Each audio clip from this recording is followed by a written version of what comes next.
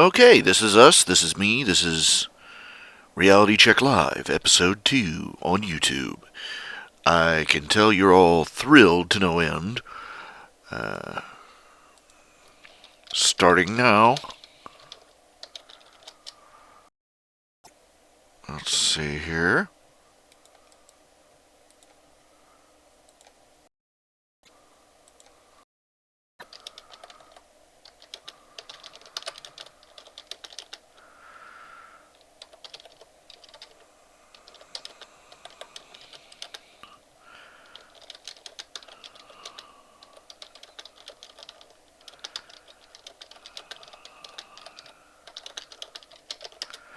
Okay, it's me.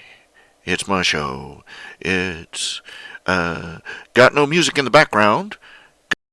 Oh, it's uh,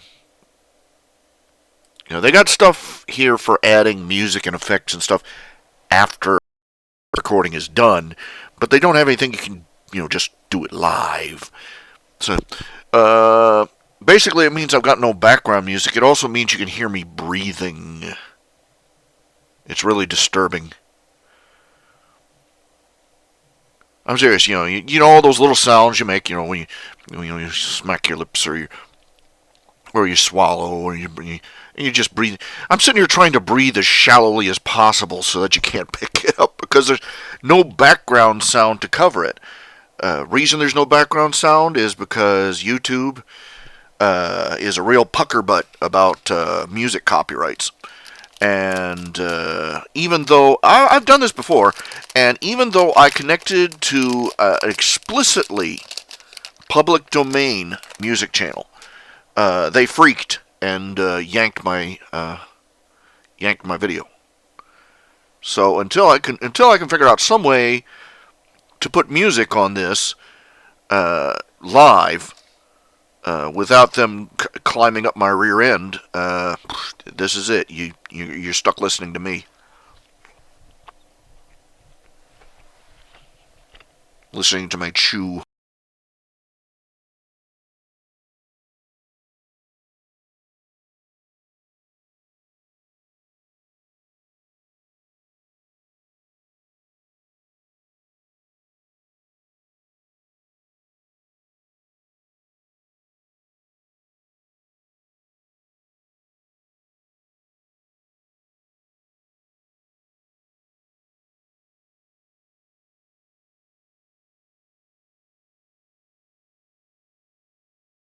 Pop open the program. Start on the next Space Ranger page.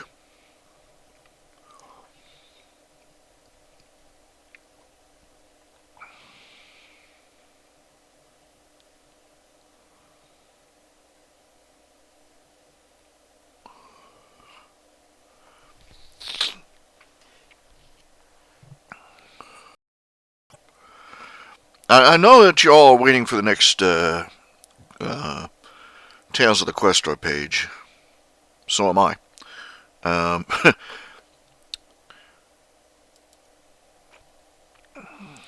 Still noodling on what the next transition is, what the next moment is in the story.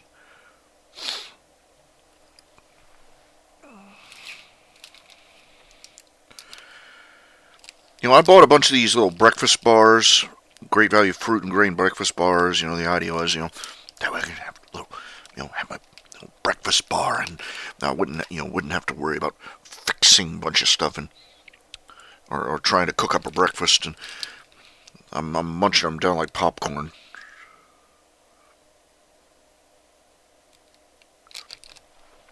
These bars are only 140 calories each, and they're about the size of my thumb. So I'm sitting here eating 3 or 4 of them in a sitting.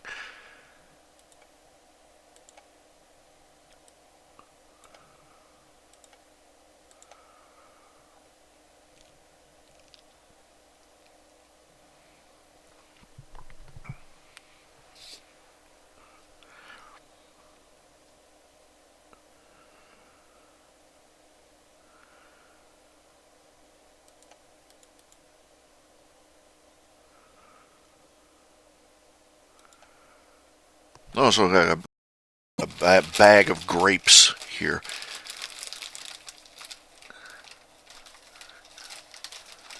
The grapes are very tasty. But the grapes, I looked it up. There's really not anything into them, nutrition wise. No vitamin C. No.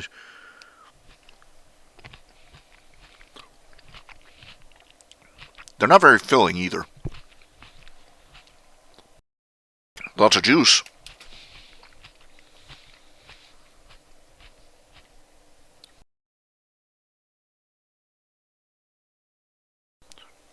Lots of juice, but not very much. You know, you know, bulk to them, substance to them. Raisins are more filling than grapes. Of course, they're concentrated grapes in a way. Dried grapes.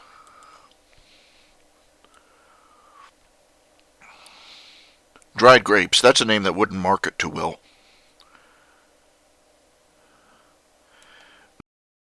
Who was the guy that decided plums?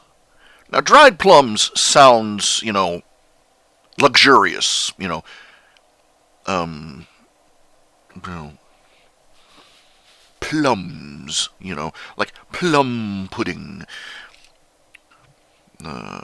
Almost decadent sounding. Dried plums. Who was the guy that decided to name them prunes?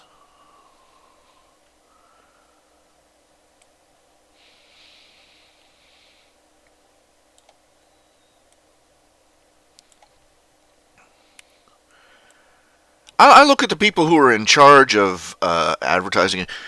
Now, a lot of times, the people who, on Madison Avenue who do all the advertising and the names and the naming and the brand naming and everything, and that, oh yeah, they kick, they know their stuff.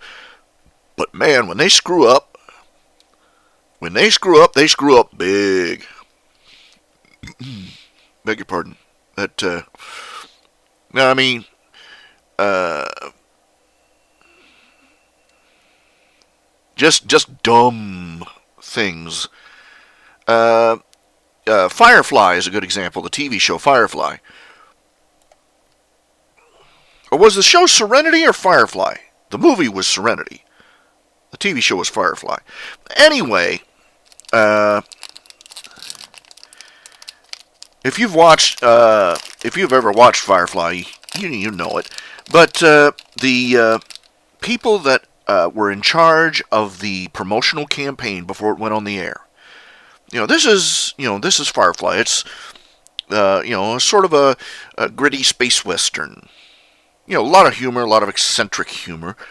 A very eccentric show, but it's not wacky comedy. And that's how the people who were in charge marketed it.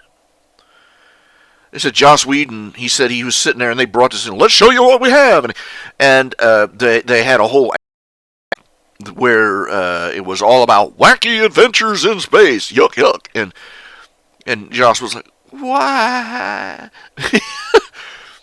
It's like they apparently hadn't even watched the synopsis, and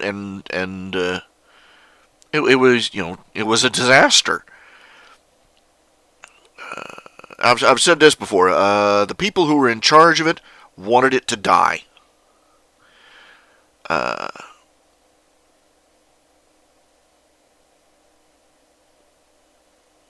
They seriously did. Let's see here. What?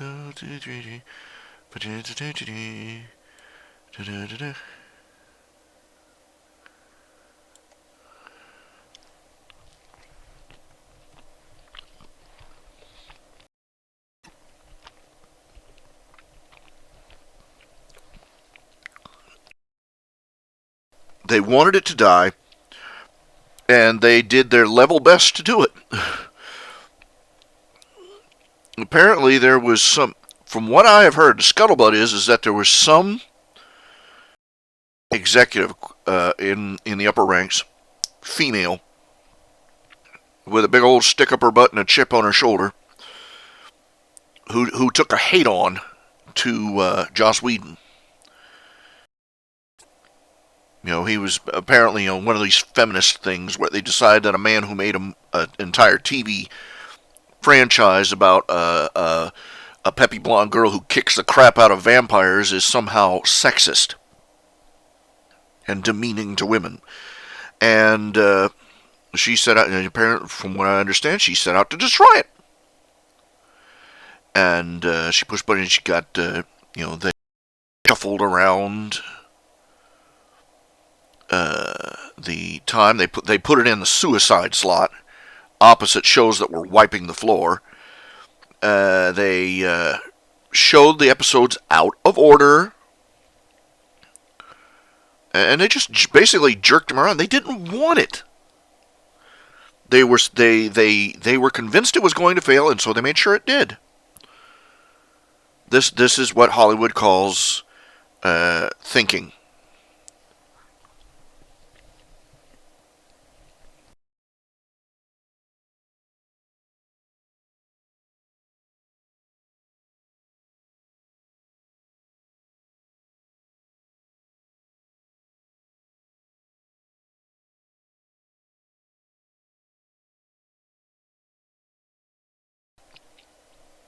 Sad thing is, I don't think that they're ever going to do what they did with Star Trek, bring it back years later.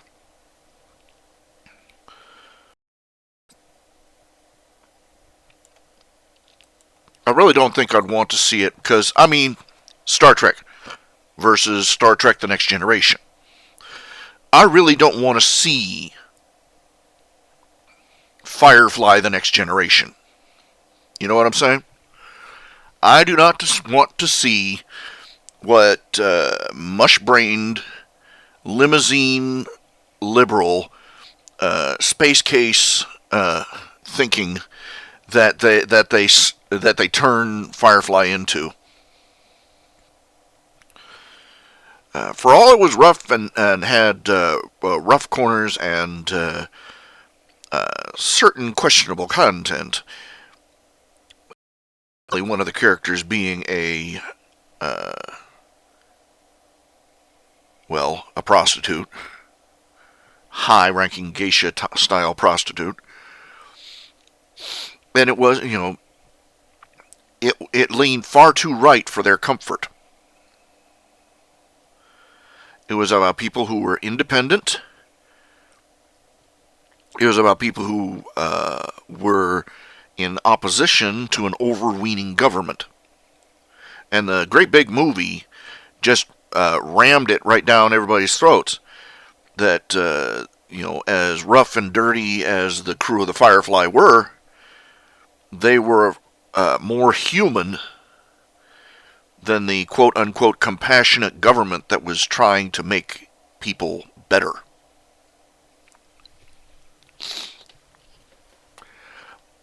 And that just, that just flew up all sorts of people's noses. Let's see. Did I new what?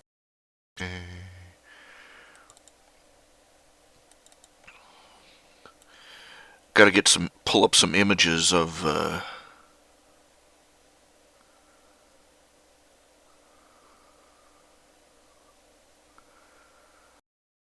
This is why I want the 3D modeling program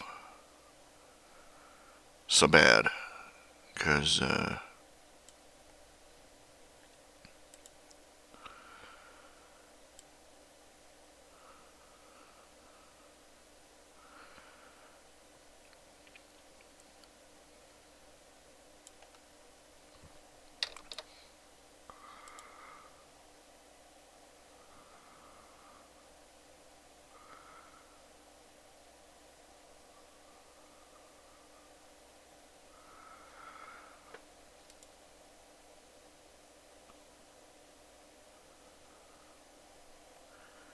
having to do this over and over by hand when I'm just basically drawing a geometric shape.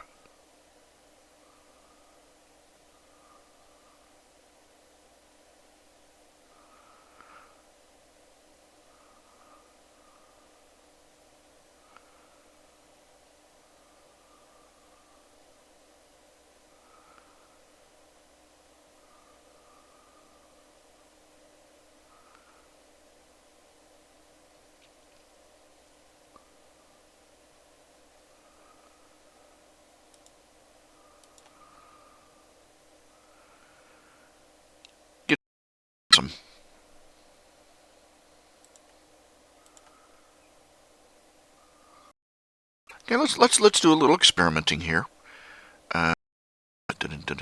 Where did the linky link go? Hate it when it does that. There's supposed to be a link directly to Spore on my desktop, but it is not there, or it is hiding really, really well.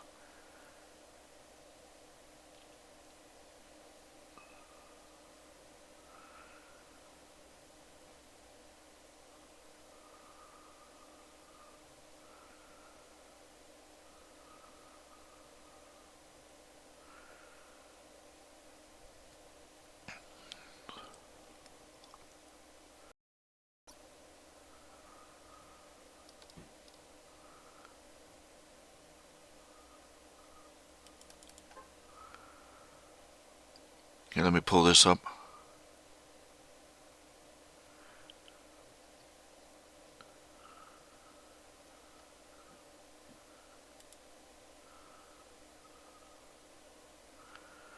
Let's see.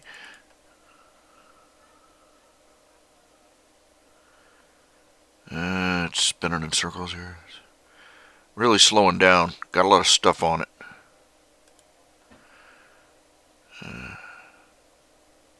A lot of things running at the same time.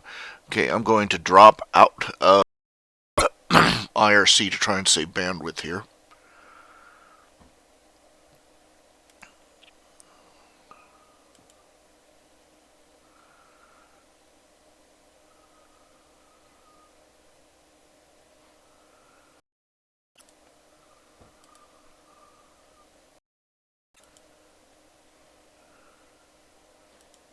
No wonder it was running slow. It had 2 incidences. I don't know if anybody out there. Is there anybody out there? Anybody here? Hello?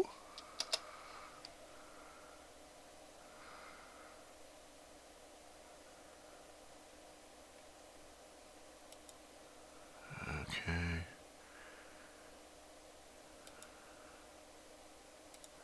I'm going to shut down some of these windows. Fewer windows, the better.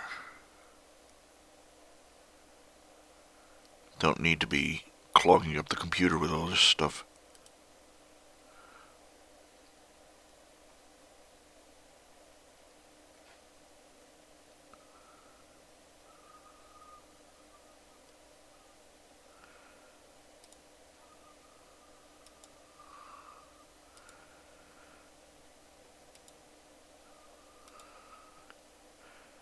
Well, it is. I never realized how many windows I have open until I just look. Okay, come on. Gotta turn off.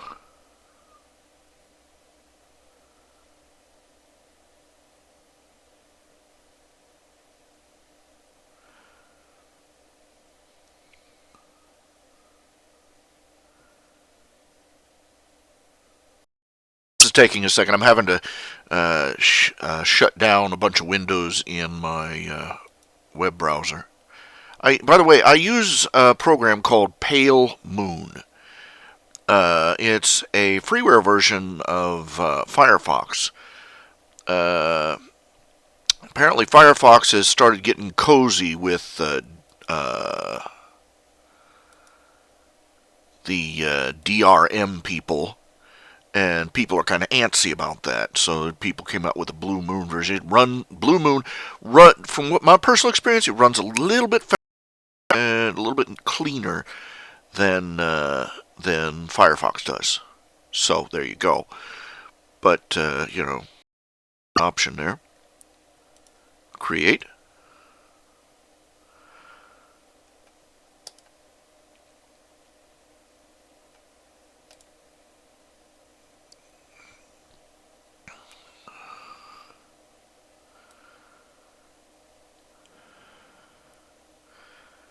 If I could just figure out how to get rid of that ring. I just want to look at the model. I don't want to photograph the ring.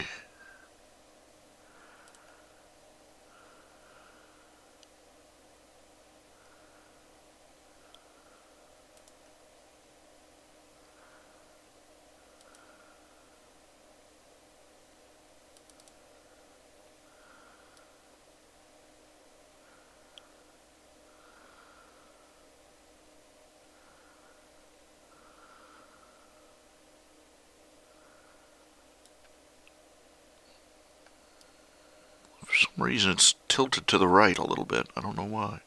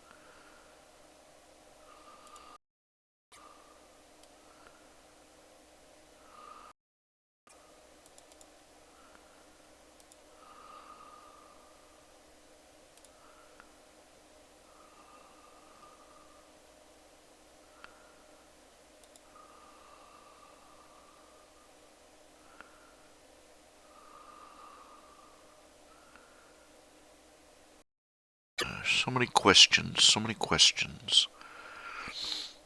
Now you see, if I could save this somehow.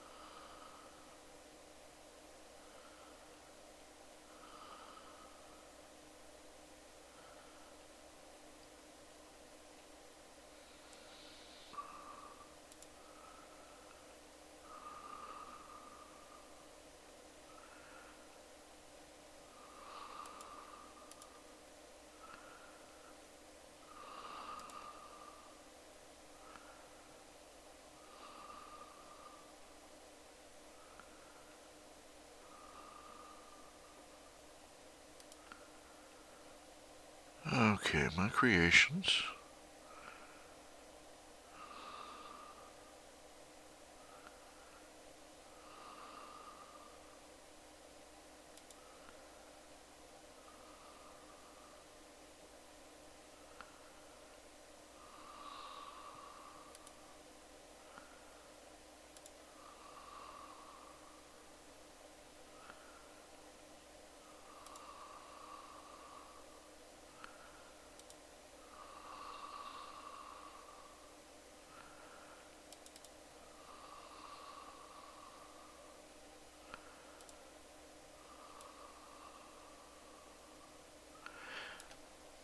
And here we have the problem. You see, it's tilted slightly to the right. Uh, this 3D modeler is just about perfect for what I want to do, except it won't let me do it. Now you see, I can get an underside view of the ship. But if I try to go overhead, I get that stupid ring.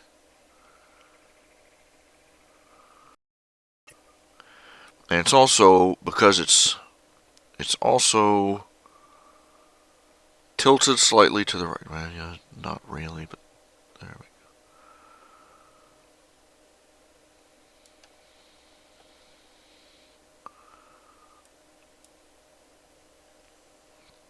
go. Let's see.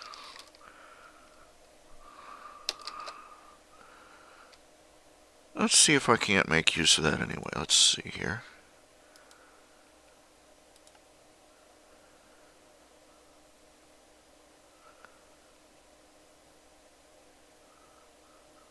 See if I could just move that over to the side. I could work in it in full.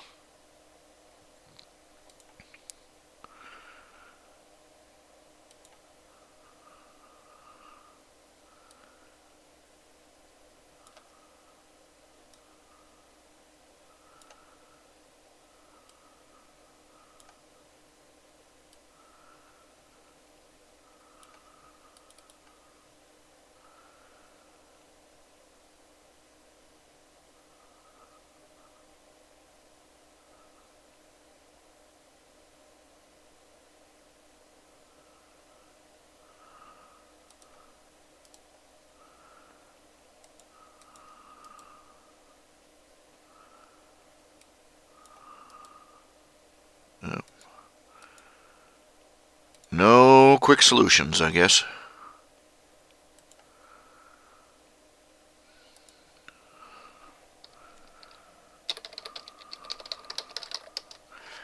Let's see. Let's look up. I'm sure somebody's figuring it. Importing 3D models from Spore.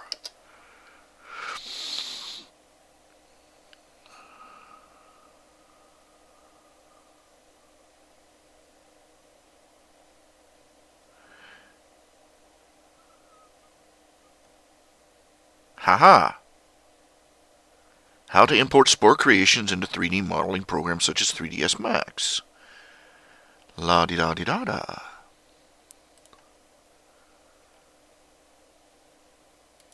Okay. Off.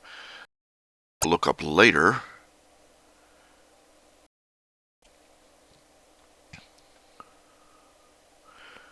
And let me stop.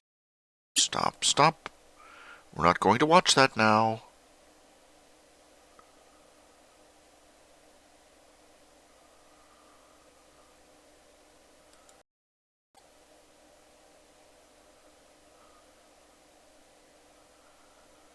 Okay. Important part is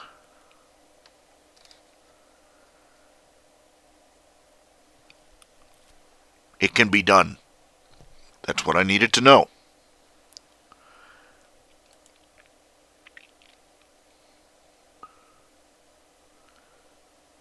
I've got 2 or 3 3D modeling programs I've downloaded off the web, but when I try to use them, I'm like a guy trying to do neurosurgery with his elbows. Doesn't quite work.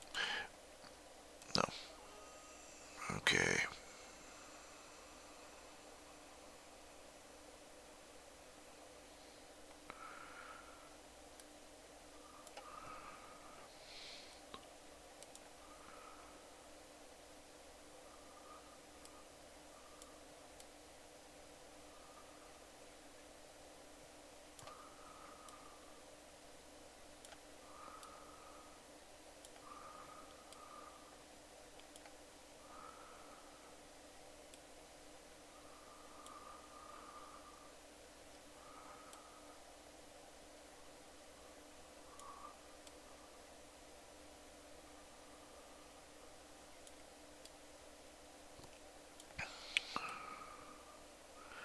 This is the big dramatic splash page where we see the Ranger forces, the Allied forces, rather, lining up to go out and kick Warhammer butt. Dun dun dun dun.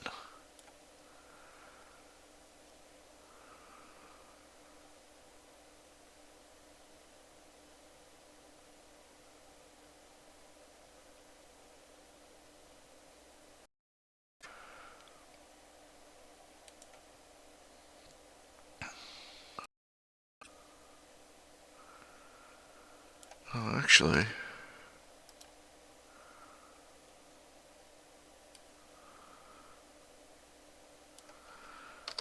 I'd probably use smaller windows.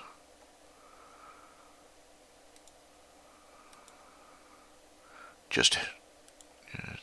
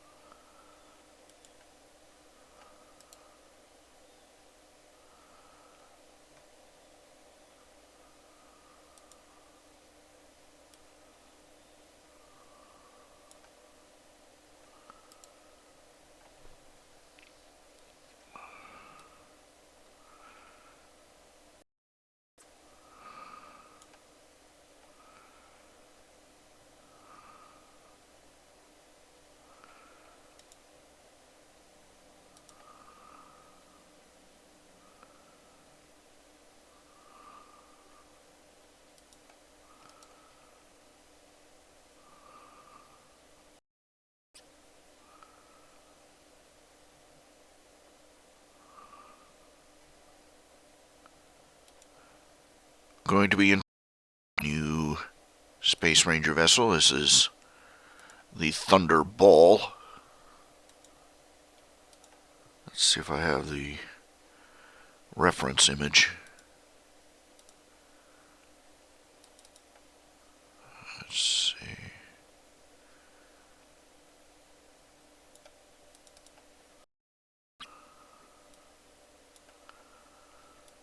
Nope. I'll go up a file here.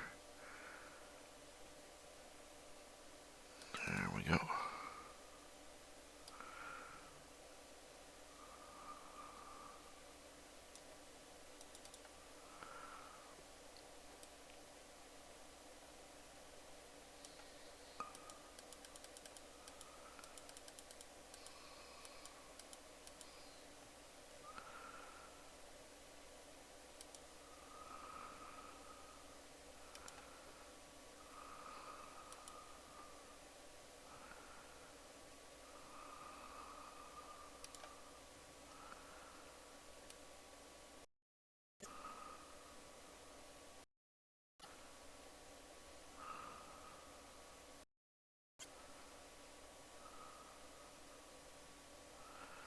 No, I think I'm going to have to draw it from memory.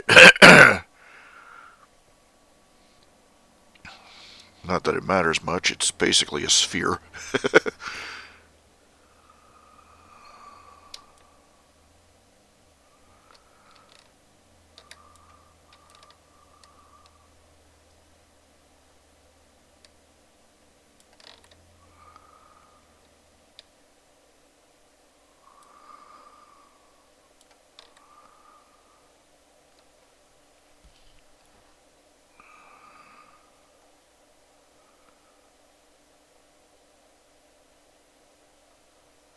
See, I gotta fill this entire area with spaceships, all in perspective, so yeah.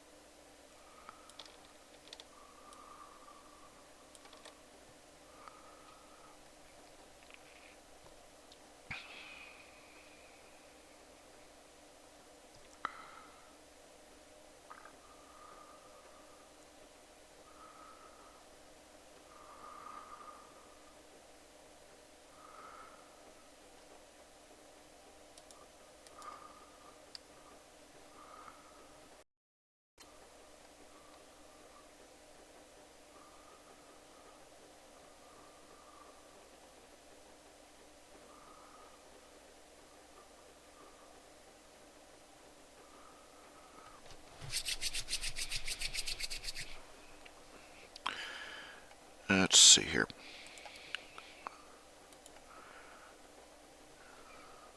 Ah, good. It doesn't say how many people I've got in channel. Uh, that's what puzzles me. No way to tell who's here, whether who's just browsing or whatever.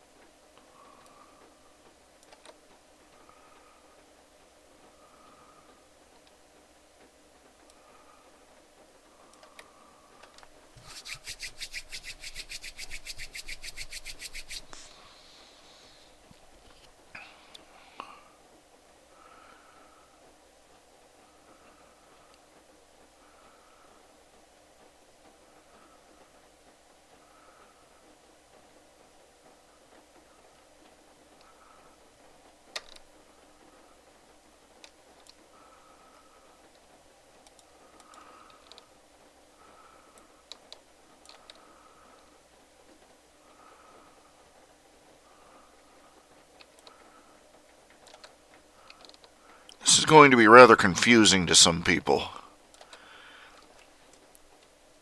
Because they're going to figure that the Empire of the Seven System is going to launch a massive fleet. And they are. But in launching a massive fleet all in one place is just asking for that fleet to be blown off the face of the galaxy. As illustrated by the previous page, where they took out an entire fleet with one shot from a relativistic shotgun. The image, everybody has the images from Star Wars of what space battle would be like.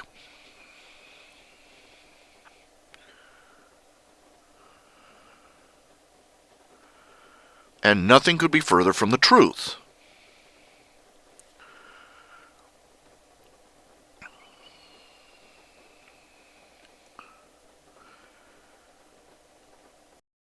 I wish this thing could draw toroids, donut shapes. It doesn't. It really doesn't. I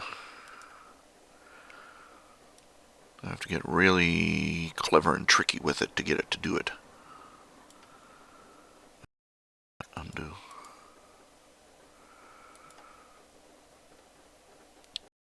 Right.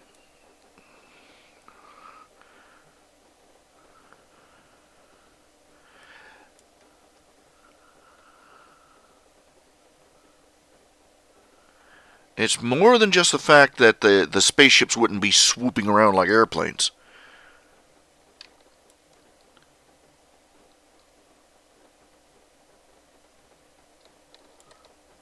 Most people don't realize that today's warfare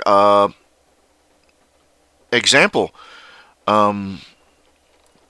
people still have these pictures in their head out of Top Gun, out of what a dogfight would look like between two fighter jets.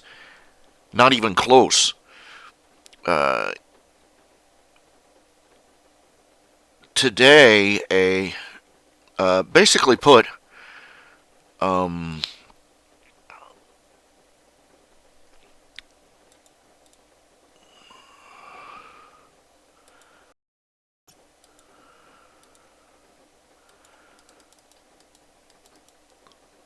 basically, in most confrontations between two high-end fighter jets, the pilots never even see each other. They never even see the plane on the horizon. They're that far apart.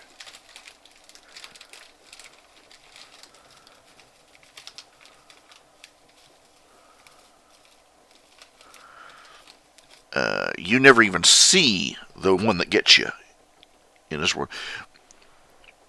Most of our weapons fire over the horizon these days. You're killed by things that are hundreds of miles away. And that's considered close range. When you get down on the ground with boots, that's a different story.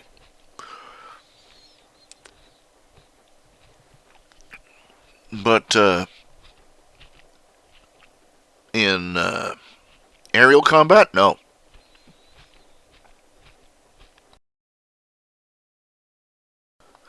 And out in space, it'll be even worse. You are there on a big blank canvas, naked to the universe. And you are, by the laws of physics, you are radiating out in 100 different frequencies. Forget radio waves, just the output of your ship. The internal temperature will make you stand out in space like a road flare. There is nothing to hide behind.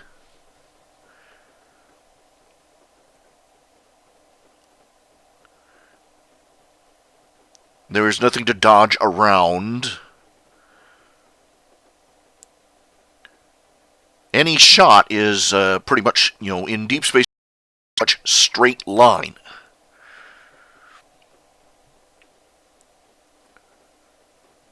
And the conflicts will operate at ranges so far that light takes several seconds to reach you.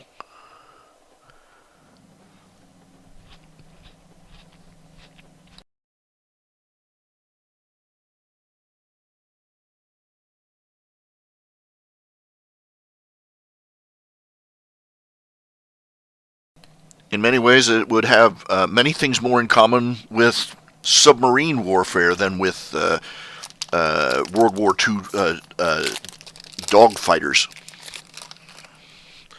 You'd probably see some dogfighting and that sort of thing once you get down close to an atmosphere. In orbit, you might see some jockeying, but out in space, out in the deeps of space, no.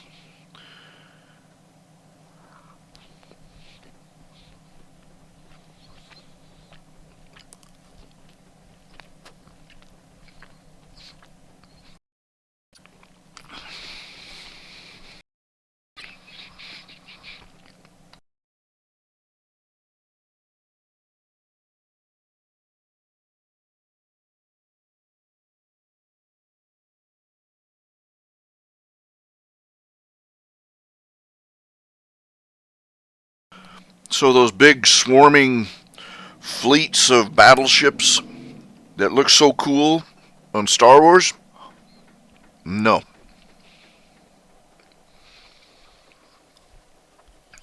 You might have big battleships, but you'll be lucky if they were close enough together that you could see one another with a telescope.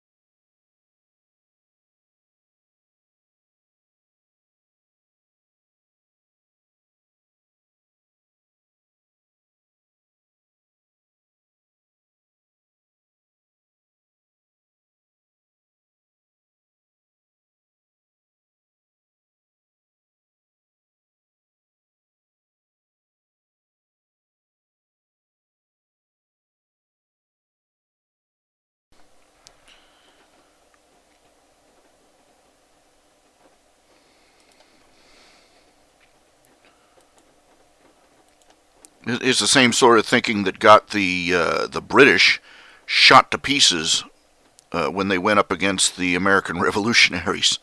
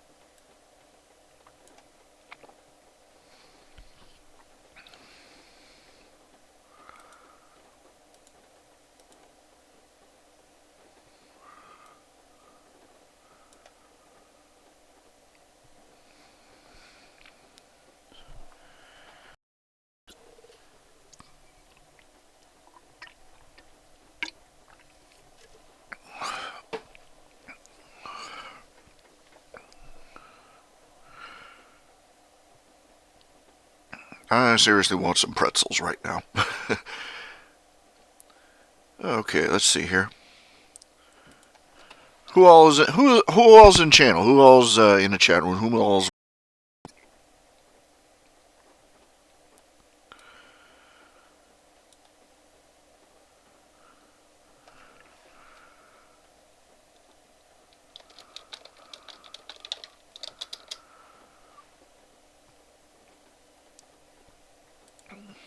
gonna turn this off so I don't suck up a lot of power.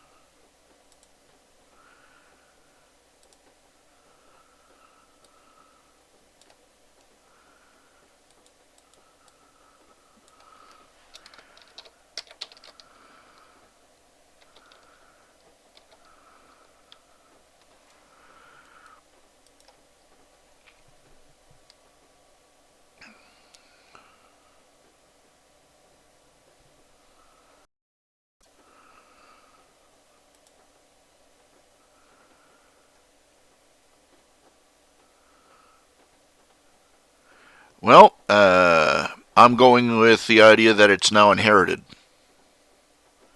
Does that make sense? No? I don't care.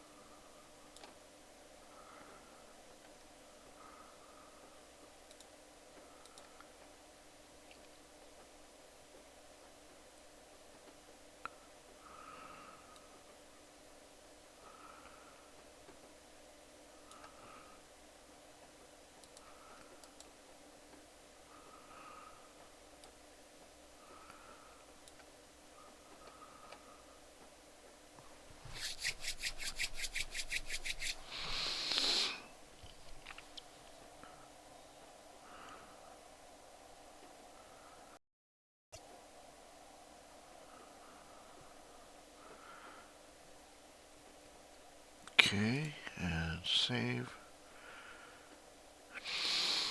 Rather quiet evening. I really miss the music. I really do.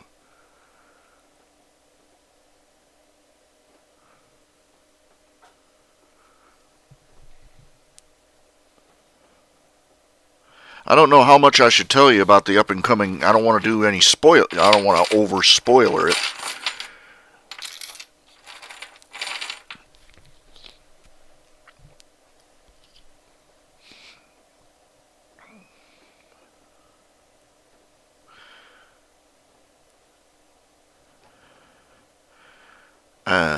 Should clarify that there are 6 war worlds in question, and these 6. This first guy is the operator from the GS launcher. The other 6 are rangers.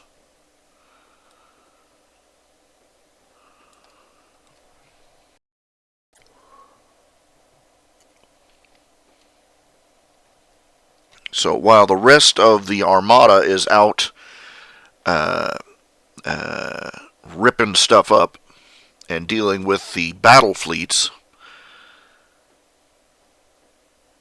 each of these rangers is going to be going to one of the war worlds.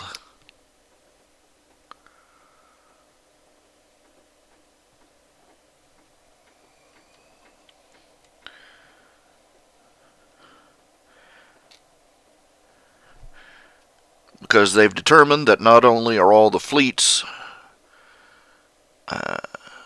all the enemy fleets being controlled by the war worlds,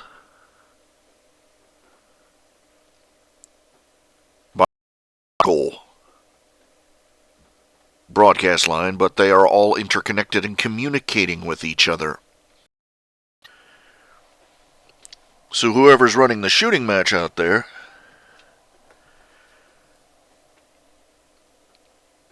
it's down to 1 or 2 key targets.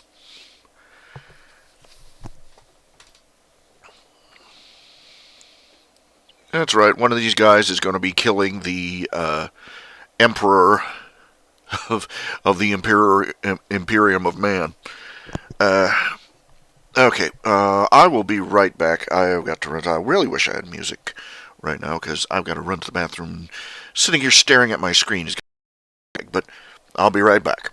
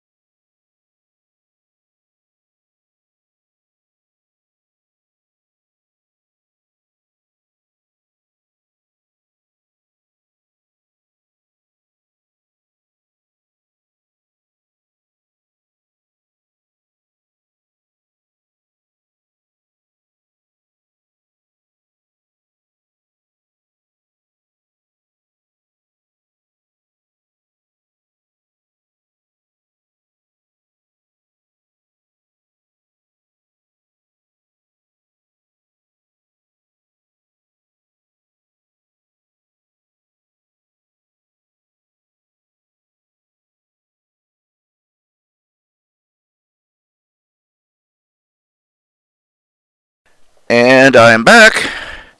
Really got to figure out something for background music here. Yeah, well, the problem is that if you play music in the background, iTunes, anything, they have robots, they have bots that scan for music clips. No lie, they actually, they apparently can randomly pick them out.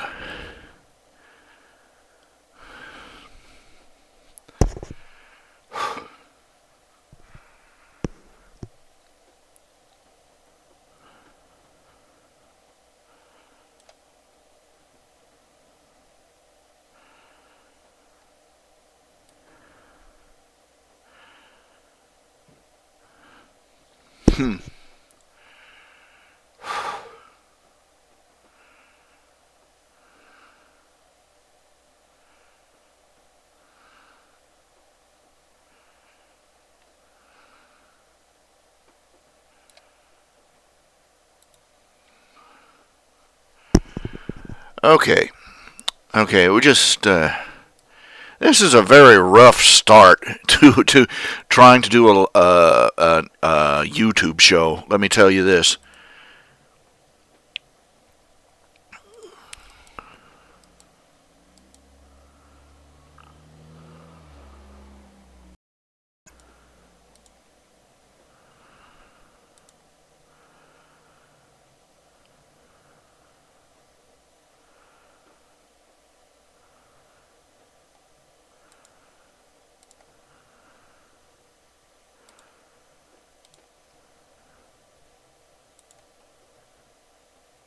Way too much dead air, dead air, dead air, dead air, dead air.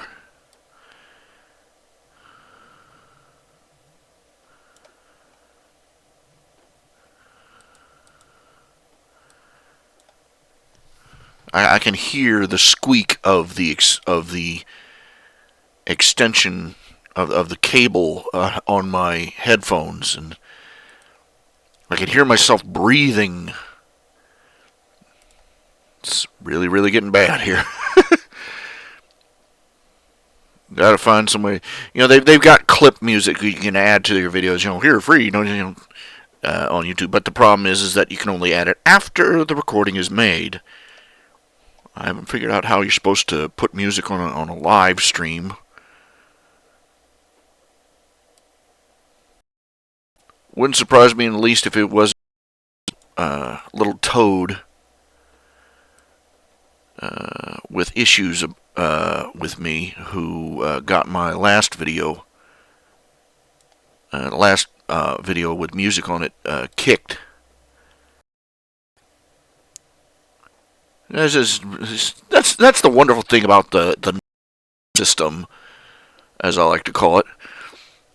You can be accused, and it's a marvelous little violation of human rights, the right to be faced by your accuser. Some little toe rag can log on anonymously, accuse you of doing everything from violating copyright to indecent acts with sheep, and the people in charge of YouTube or some other place, they'll just, okay, click, push the button, and won't even check.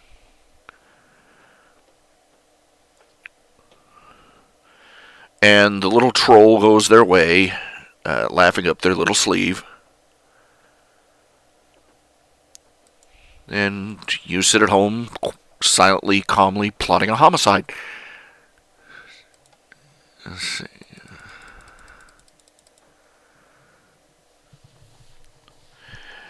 The guy that invented spam mail, he is hiding in some tropical island. He is literally hiding in some tropical country to avoid extradition, because he kept, even after they passed laws against the kind of things he was doing, he kept right at it, and he still is. He's still making millions, and is being shipped overseas to his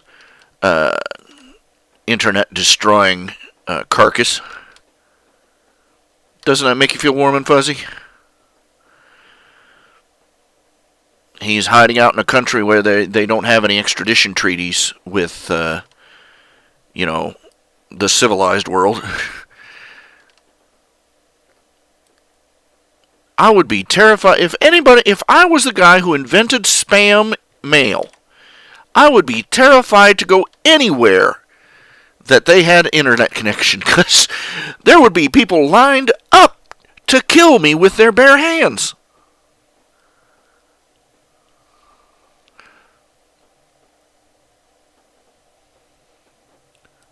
Really? You think about it. No love for that guy, let me tell you.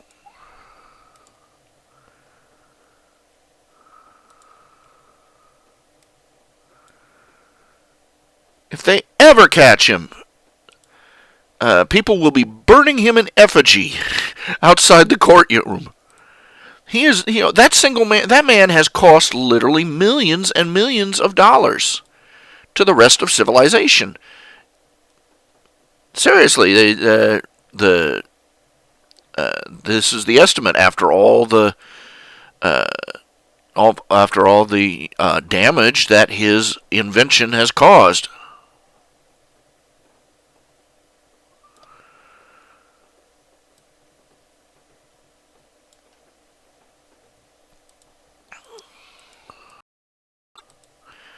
They estimate something like 4% of all internet traffic is spam. Can you imagine how fast the internet would be if it weren't for this jackass?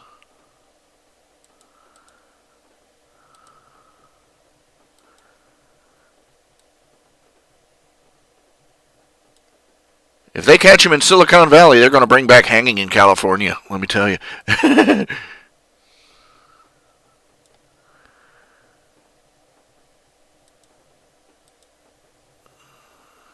I think that creaking noise is actually the sound of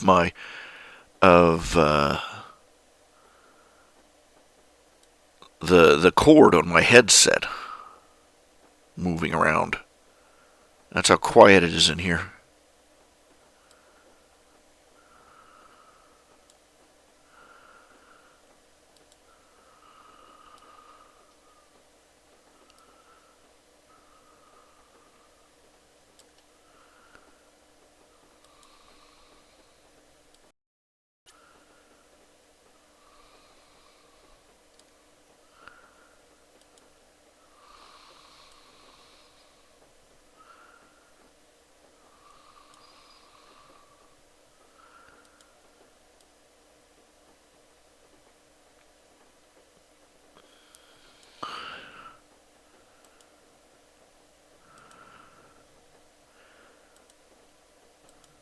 Let's talk about a topic. Let's come up with a topic, and let's talk about it. Body image. This is the big one of the big tub thumping issues for feminists. They talk about fashion models and Barbie dolls and Sports Illustrated bikini issues and all that, and they complain constantly about how women, young women, are subjected to these idealistic, body type, and they get these irrational, unrealistic expectations of how they're supposed to look as women, and so on and so forth, and henceforth, and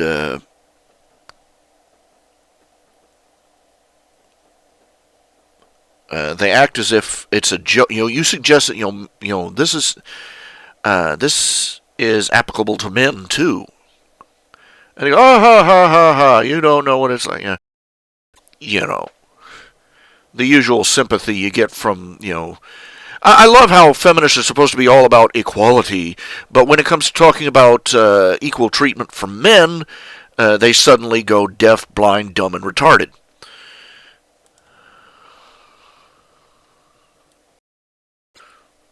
because they can't. I don't see any examples of men being treated poorly. Well, anyway, back to body image. Body image.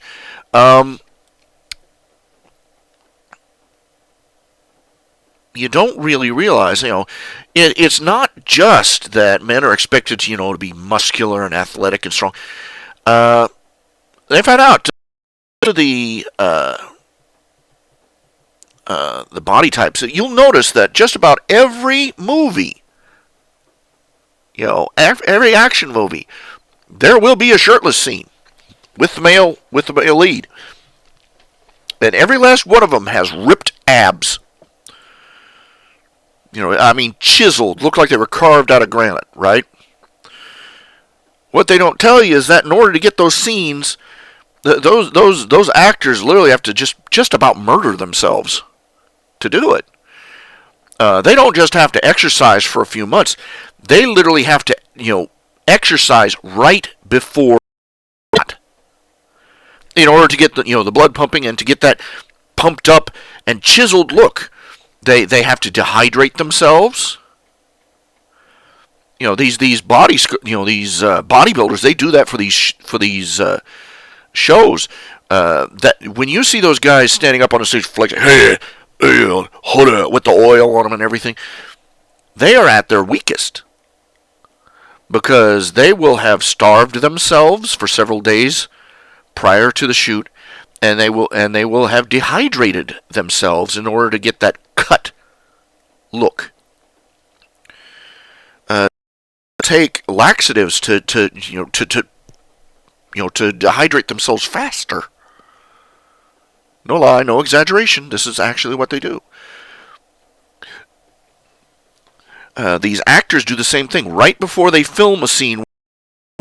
They're doing push-ups and lift-ups and everything, trying to make those abs stand out. And there's not a male actor out there who isn't like Chris Farley. If you're an action hero, you are expected to maintain this unrealistic. Even Arnold Schwarzenegger, he is still rock solid. But you catch him when he's not just been exercising. He looks soft, doughy. He's like he's what, 70s now? He's nearly 70 years old. And people are still giving him grief about the fact that his skin has gotten saggy. Come on!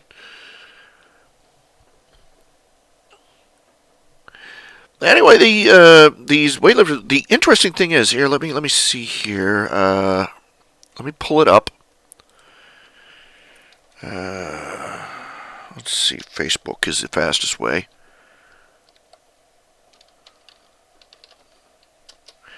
On my own Facebook, I've got an article on this. Let me pull it up.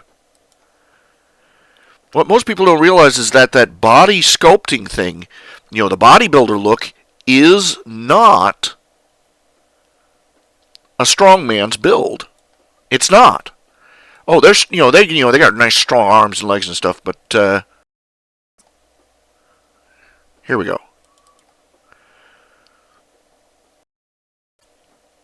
They got lots of muscles, but they're not nearly as strong as they could be. In fact, they're weak in certain ways. You see this body here, That's a Mr. Universe contestant. This look stresses upper body bulk and a trim waist. That's. Oh. Now, the real strongman is this guy here. You see, the people in strongman competitions, these guys are legitimately strong. They care about actual function and not looking sculptured and fat-free.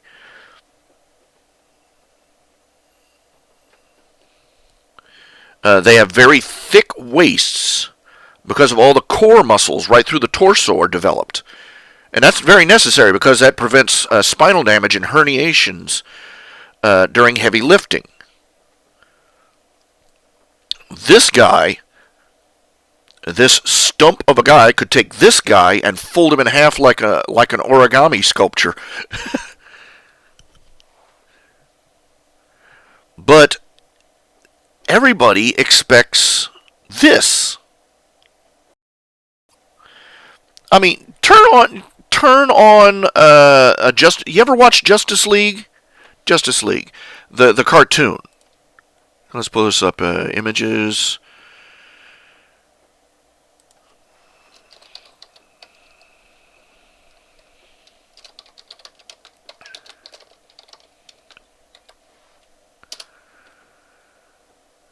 Images. The Justice League cartoon. Now look at these guys. They are all, all the men are built like built like body sculptors.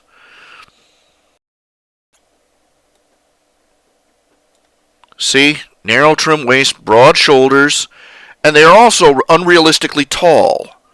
You don't notice this. A normal human being is about 5 times the height of their own head. These guys are about 7. So they're basically like fashion models.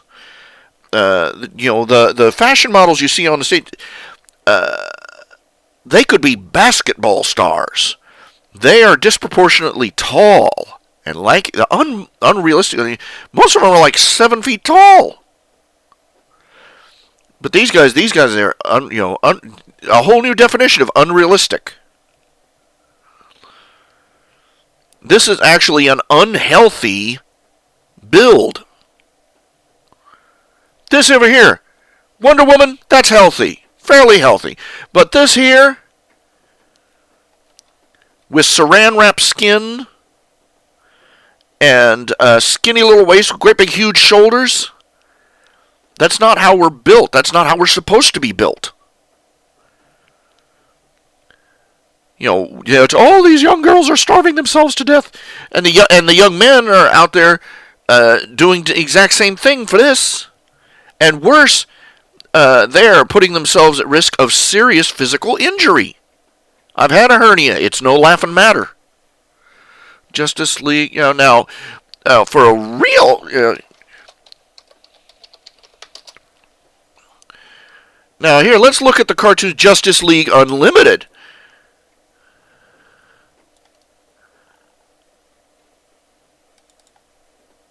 It's even more exaggerated. You'd figure for kids it wouldn't be so bad, right? Look, it's even worse. Look at Superman's shoulders, Batman's shoulders, The Flash. His shoulders are like 4 or 5 times the width of their head. This guy could have 4 heads and have room for more.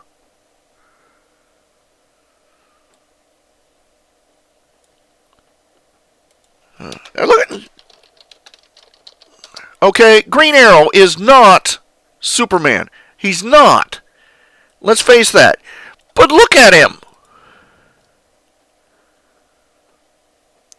He's built like a triangle.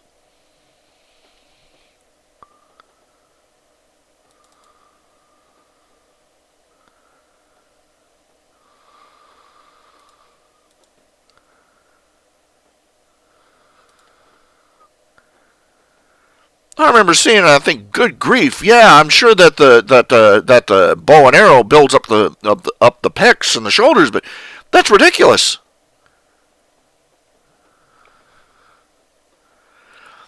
Ironically, the women on Justice League Unlimited are given realistic proportions for an athletic woman. Why don't they have any fat and ugly chicks doing the superhero thing? Because fat people don't spring from rooftop to rooftop, okay?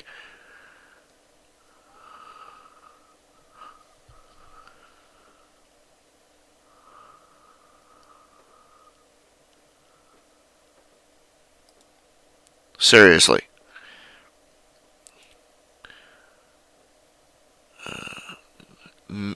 Men aren't just expected to have an unrealistic body. They're expected to have an impossible one.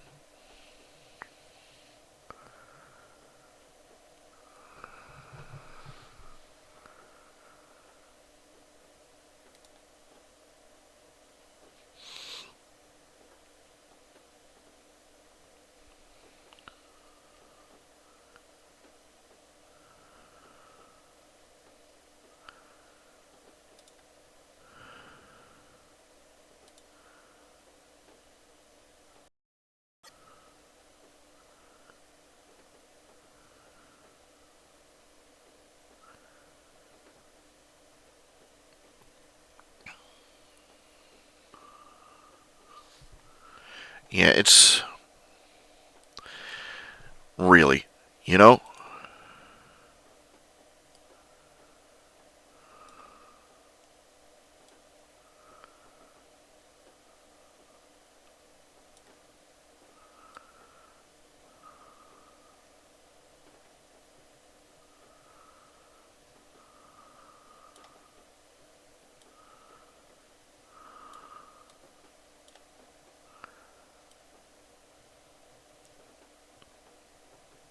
This is why,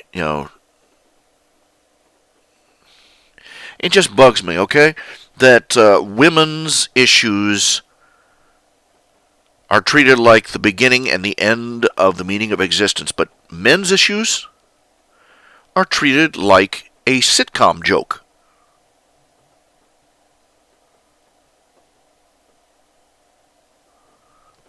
And this is just one example.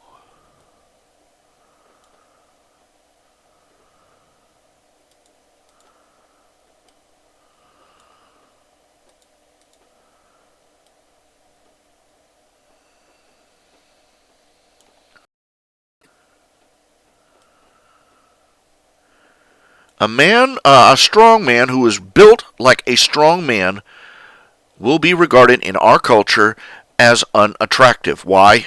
Because he's big and stocky and looks fat and bulky.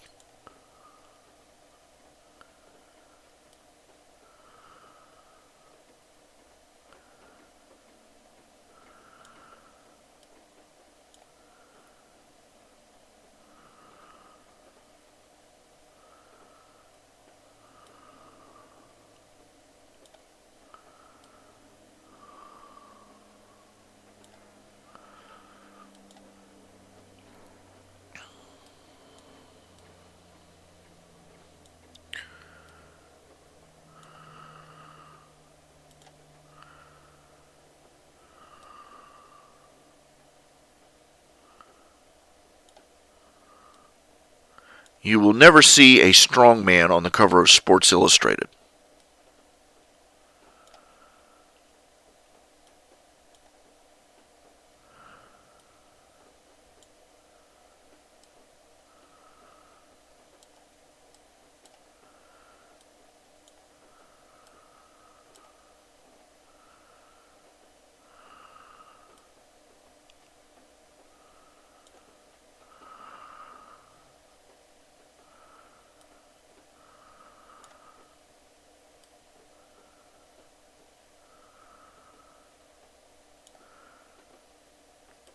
I will not deny that our society has stupid expectations of women. It has stupid expectations of everyone.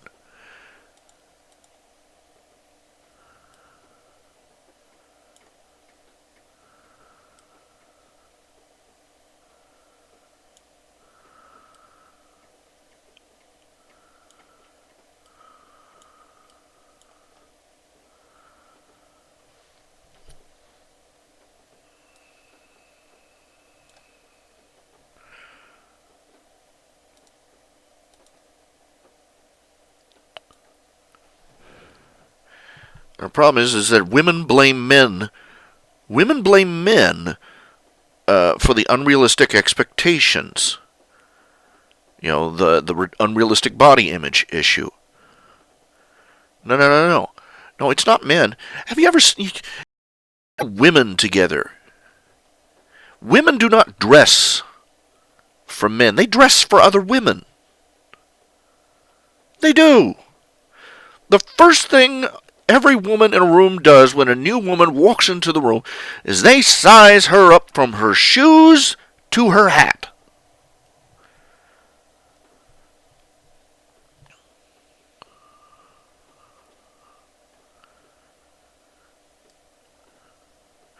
It's not the men leveling criticism at. I remember when. What was. I've forgotten the name of her name. What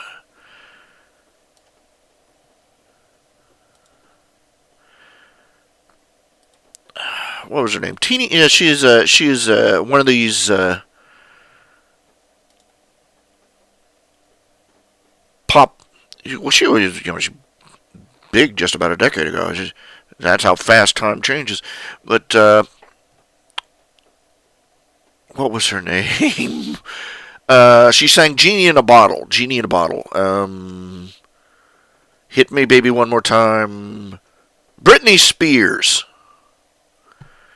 Anyway, Britney. She had been off the road for a while. She hadn't done anything. She had 2 babies, 2, and she has a comeback performance, and she was looking good. She was thicker around the middle. She just had 2 babies, for crying out loud. She wasn't going to look like a 16-year-old girl. And the cattiness of the critics, and especially the female critics, those were words. I mean, oh, she's got a pudge. She got a pudgy belly. Get out a saucer of milk, man, and a rubber mouse. I felt so sorry. I mean, she's a bimbo, and I felt so sorry for her, Because, good night. Every last one of the nasty little women who were criticizing her for being a bit softer in physique. And I'll say this, there ain't a man alive that would kick her out of the bed for eating crackers.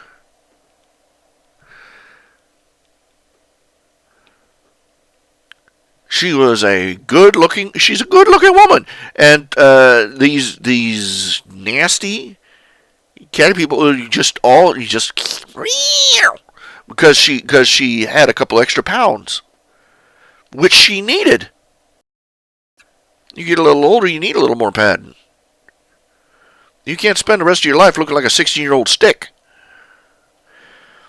And not a one of them would have been able. She was up there dancing, performing. Not a one of these women that were trash talking her could have done either of those things without giving themselves a rest.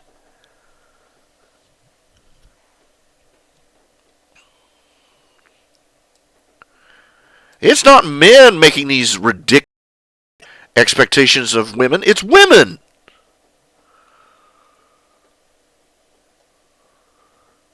It's women who nearly every one of the fashion. If there is one women's magazine or fashion magazine or whether you're talking Cosmo or any of the others, if any of them are even edited by a man, I'd be amazed. To my knowledge, they're all owned, operated, written, and edited by women.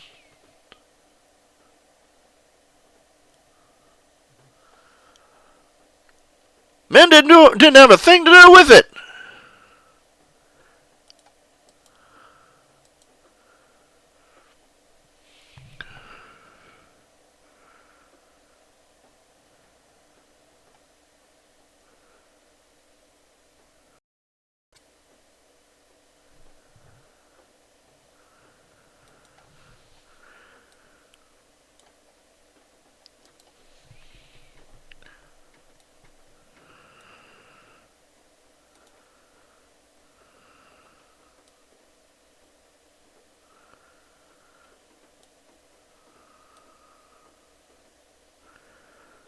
But as always, we're getting all the blame.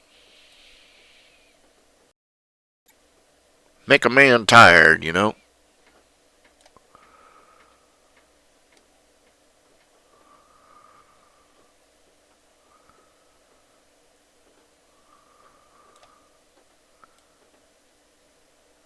Women are crazy. I'm a single guy. I'm like, I look at these relationships around me. I'm not, just because I'm single doesn't mean I'm blind.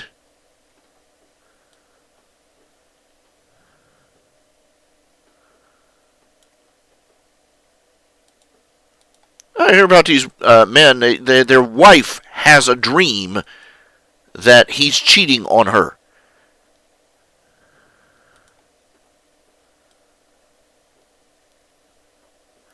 And she will wake up and get mad at him. And the poor guy's going, what the hell?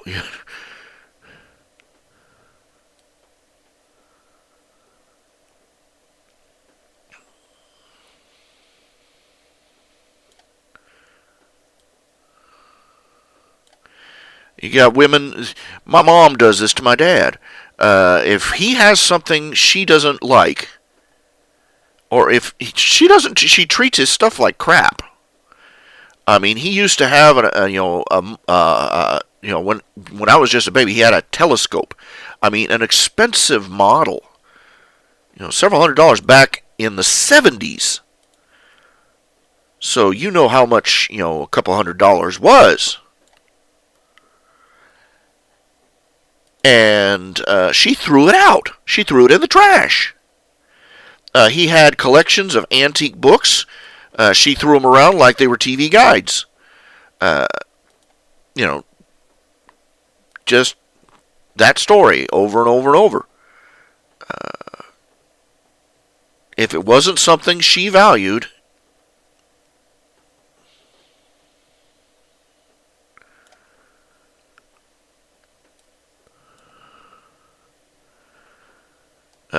as far as she was concerned, it didn't have any value. And you see women doing this today.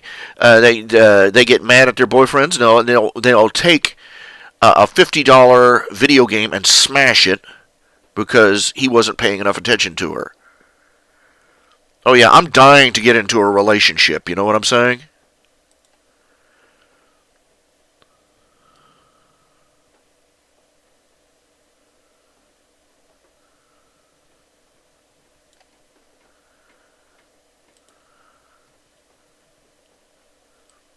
A woman can go Lorena Bobbitt on a man and not spend a day in jail. That's what this is. This is crazy time. The law doesn't protect men, so why should I want to? Why would anybody who lives in a country where men are not protected by the law? Why from the insanities of a woman? Why would they want in any way to get involved with one, much less to get married to one?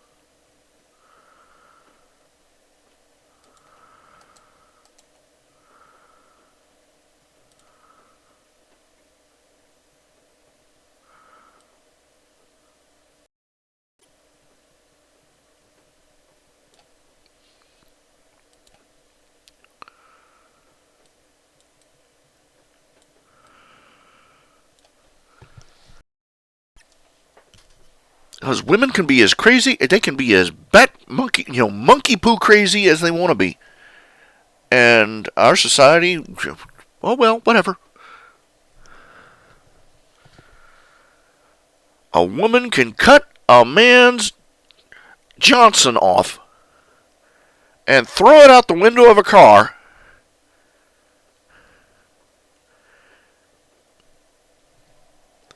and she won't spend a day in jail because she claimed after that, oh, he abused me. Or what she said when they caught her is that she was apparently under the influence of something because she admitted because he would climax before she did. How do you like them apples? We live in a society where where as far as the law goes, a man would be better off going out every 5 years, finding a woman he absolutely hates, and buying her a house. And that's not an exaggeration either. Because if he marries her, he ends up having to finance her lifestyle until the day he dies. Even though he marries her, she leaves him after a year for the pool boy, and demands alimony, and he could be starving to death on the street, and they would arrest him and throw him in jail if he didn't cough up that alimony on a monthly basis. They have cases of men who were literally ordered by the court to pay more in alimony than they made in monthly income.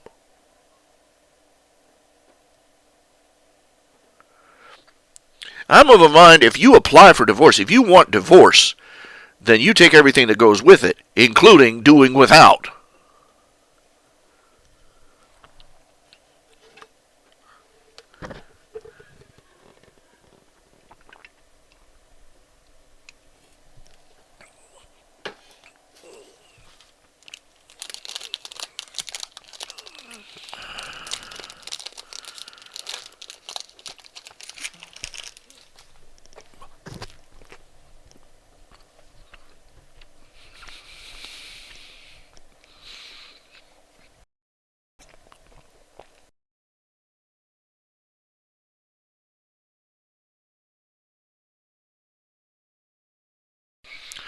Everything's about the women. And you can't win with them. You can't win. There's one indie game designer, he said he doesn't even bother trying. Because he says if he makes a strong, independent female character, they accuse him of masculinizing her. If the protagonist saves the princess, he's objectifying her. If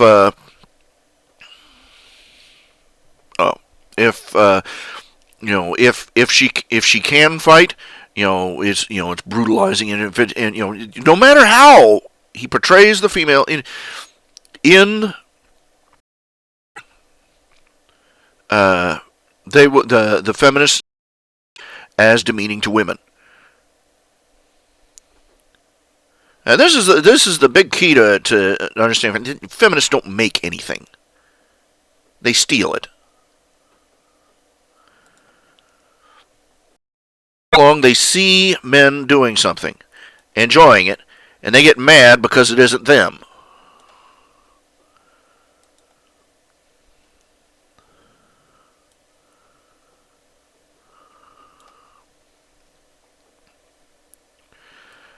And then they complain that a product or service or institution that was never meant for them isn't catering to their needs.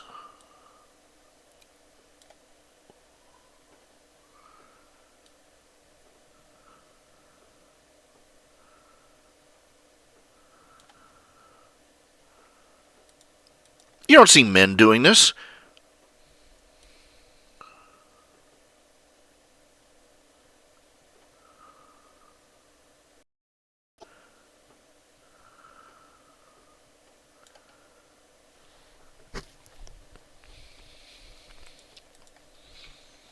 Here's an old joke for you. You want to know how to drown a feminist? Hang a men-only sign over an open septic tank. They will be fighting each other for the right to jump in first.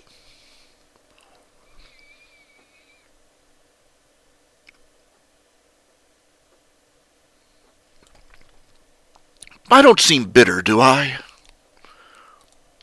If I do, it's because I am.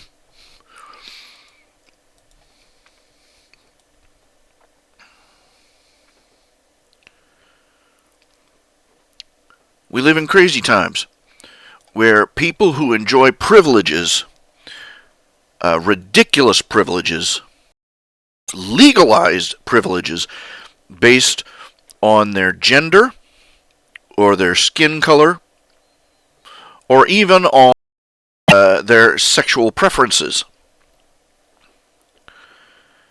can stand up and claim that they are being oppressed because they don't get everything they want. and they are taken seriously.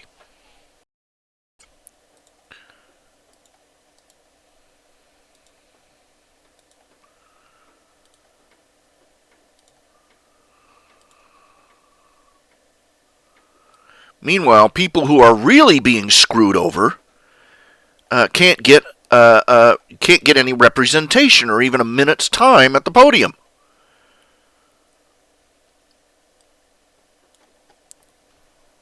If I hear Islamophobia, yes, I'm scared of Islam. Anybody who's sensible is scared of Islam.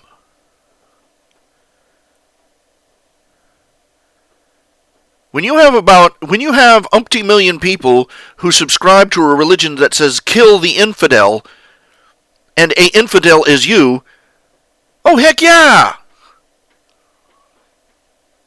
I shall admit that I am a little unhappy and intimidated by the notion of Islam running loose in the streets. They float. A bunch of Muslims fly a plane into a building and kill 3,000 people. And the very next day, there are people out there in the street whining about how poor Muslims are being mistreated. And guess what? You remember all those Islamic beheadings and all those rampages and pitchfork and torch riots in the streets where we killed Muslims by the hundreds right after September 11th? You remember that? Well, if you do, quit taking drugs, because it didn't happen.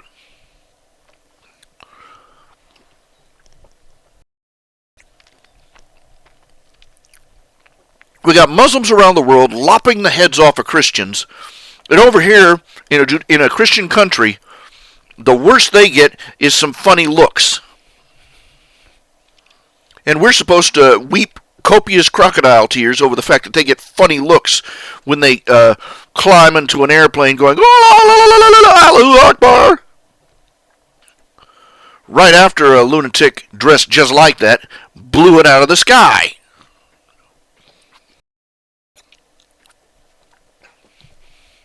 I'll tell you one thing I do remember. I do remember that on the very day that the Twin Towers fell, the very day the plane was struck by that plane, the very day all those people died, that same day, they had footage, live cameras around the world showing Muslims out in the streets, dancing and jumping up and down and cheering and waving their hands and throwing candy to children, celebrating.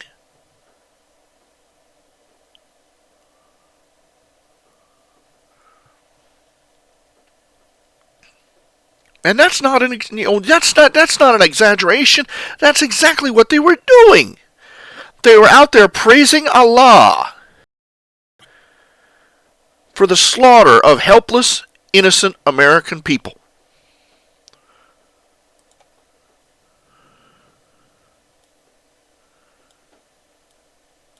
Right now, they are beheading people in Iraq.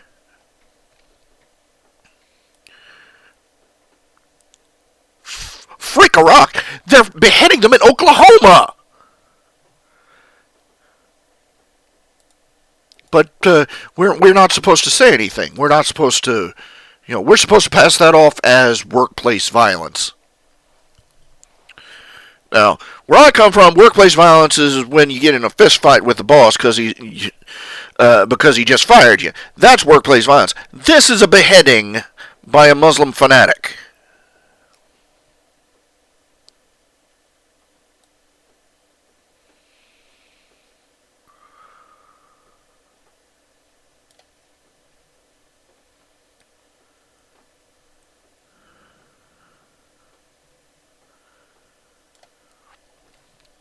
They recently. It's getting insane. All you have to do is convince some talking hairpiece on the late night news that you're a persecuted minority, and they will fall over backwards trying to get you everything that you want.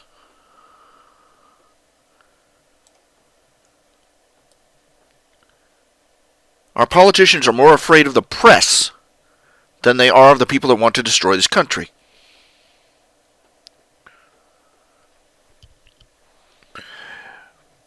Just today, they had there was a Christian company, hands-on printing, that they print T-shirts, and they refused a contract by a gay rights group that wanted them to print up a bunch of rainbow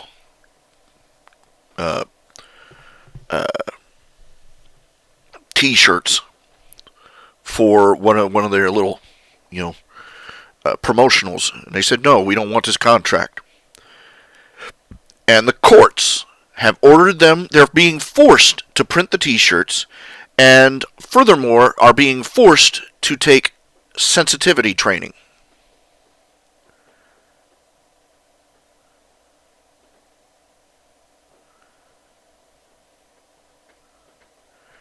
I guess because the trains to the re-education camps haven't been built yet.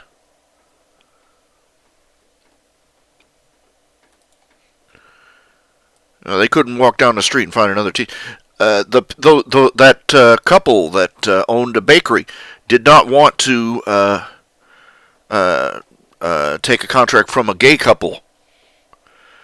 They lost their business. They lost everything, and they're still being sued. There's a farm. There's the people that they own this beautiful little farm out in the countryside where people go for weddings, and following their Christian principles, they said, no, we're not going to do a lesbian wedding here. And now they are in a court battle, and they don't hold weddings at all.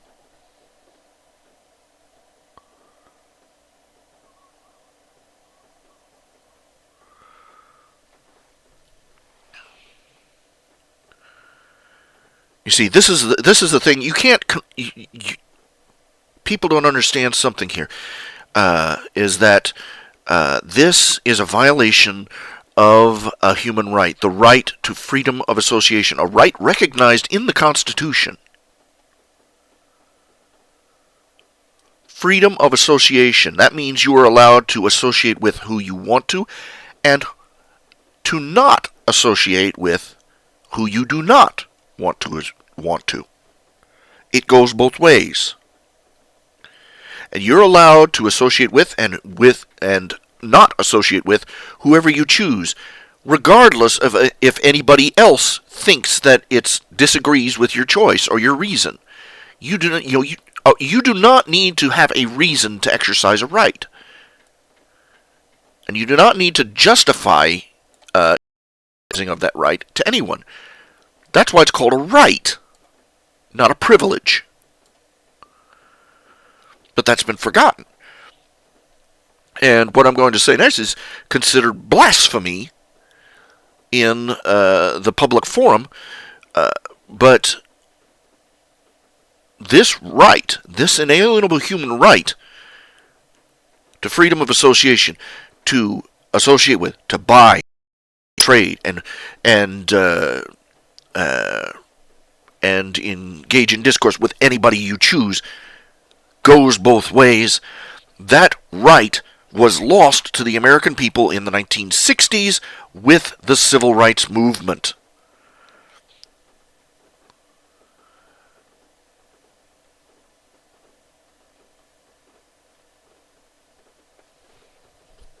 You see, the Civil Rights Movement, guaranteeing people the right to vote, yes, that was needed.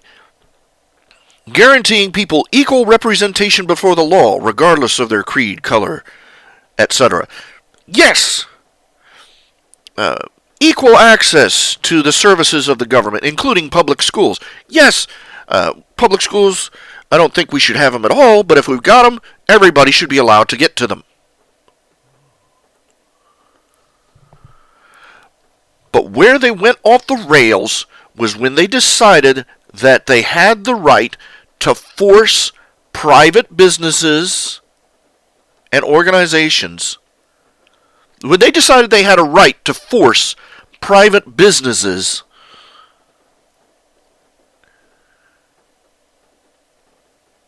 to provide services or goods to people they did not want to associate with. That's where they went off the rails.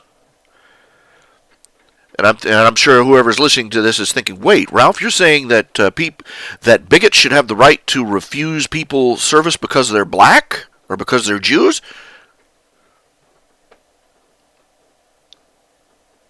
Yes. If somebody doesn't want to serve me because I'm white, they should have that right. Have the right to force somebody else to serve me. It doesn't matter if I give them money. If I had to force them to serve me against their will, then no amount of money is going to change the fact that I've enslaved them. Slaves got spending money from their masters all the time. Didn't change the fact that they were wearing chains.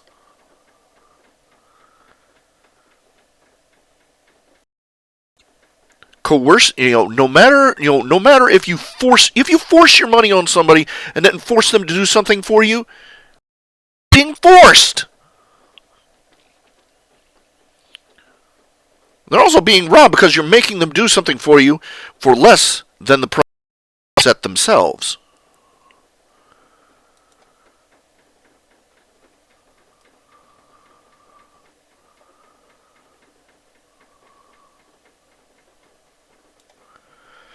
You see, that's the difference between going up to somebody who has a lemonade stand, saying, "How much is a glass of lemonade?" "Oh, it's 50 cents," and you give them 50 cents. You come up to another lemonade stand, and they say, "How much is a glass of lemonade?" 50 cents, and then you turn around and pull a gun and say, "You'll take 25."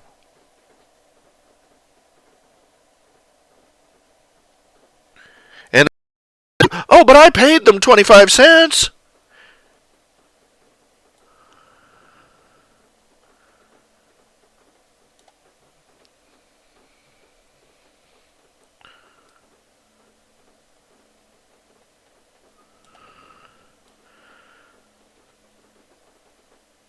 When people got the legal authority to force other people to serve them,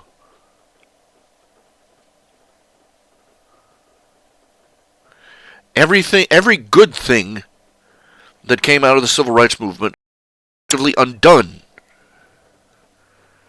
You want to know what's wrong with that principle? You know what's wrong with insisting that a company or a restaurant or a movie theater or a business or a grocery store has to serve you? Or has to serve you. Let me sum it up in this. Suppose, picture this.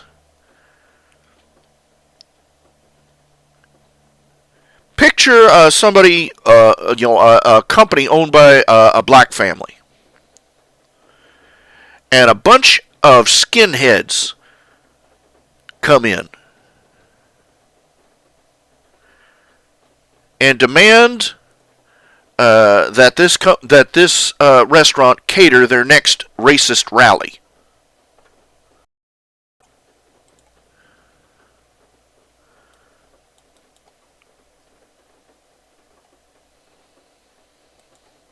Are you starting to get the picture now? Because that is precisely what these homosexuals are doing to these Christian businesses that refuse to serve them. Now, I'm sorry, homosexuality is not a race, creed, color, or religion. It is not. It is a behavior pattern. Okay.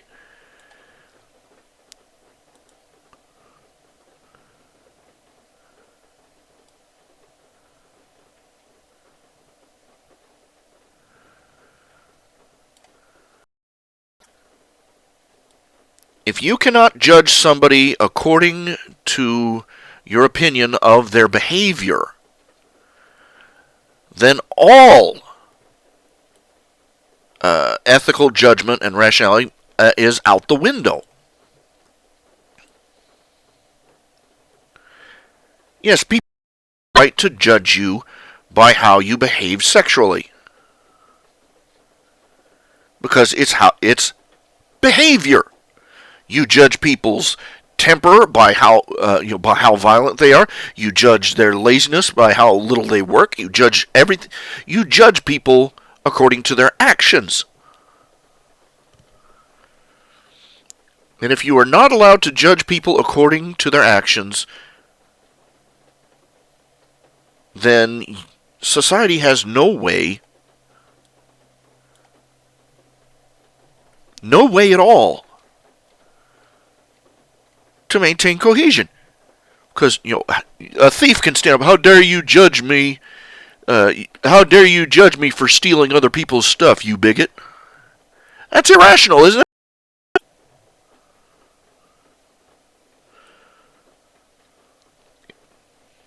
No less irrational than insisting you have a right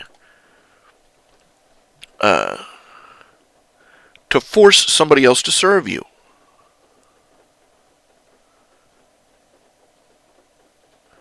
The whole problem with with the premise could be summed up in that description I gave you. A bunch of Klansmen coming in and forcing a black family to cater their next racial supremacy rally. Or to sum it up in one sentence, now make me a sandwich nigger.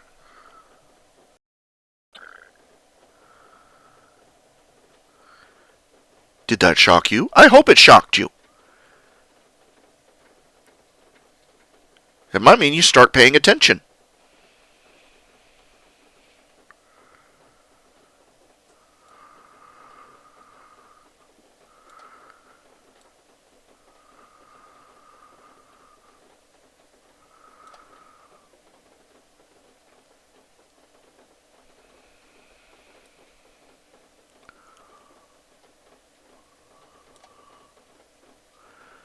This is how we lost so many rights in this country, an inch at a time. And the losses were always disguised as some noble cause.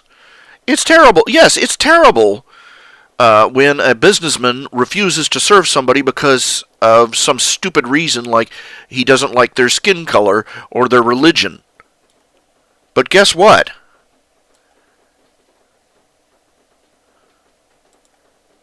That takes care of itself. If a man really is being indecent by refusing to serve somebody for some reason, if his reasons for refusing to serve or to trade or to conduct business with somebody are irrational and immoral, he will pay for it. Why? Because people will stop coming to his business.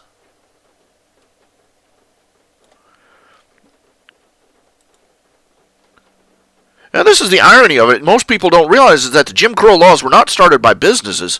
The Jim Crow laws were started by the government, by the Democratic Party specifically. Bus companies did not want segregated seating. They came out and they said, no, this is bad for us. This would be bad for our business. And they were forced to do it anyway. And then the government forced them to do it one way, and then the government comes back and forces them to do it another way. And each time the companies lost a little bit more of their autonomy and their freedom and their free will. And we all did. We just didn't recognize it. We were too busy celebrating the fact that we stuck it to the man, and we never realized that the man was sticking it to us.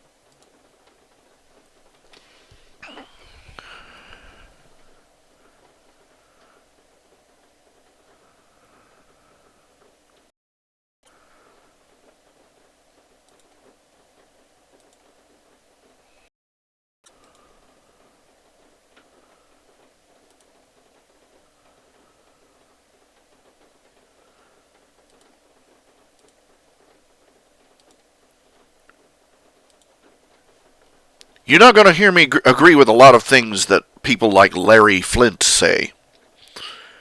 But he got one thing right.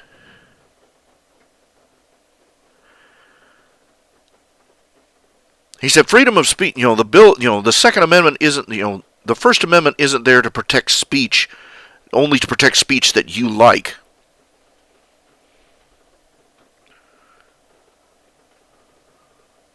In fact, it's specifically there to protect free speech that you don't like.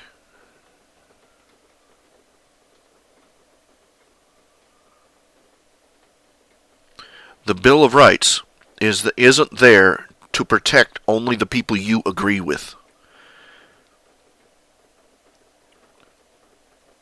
The Bill of Rights is there to protect the rights, the God-given rights of the racists and the bigots and the sexists and the jerks too. Because if your society does not protect the rights of the racists and the bigots and the sexists and the jerks, then they're not going to protect you when they decide they're not going to protect you.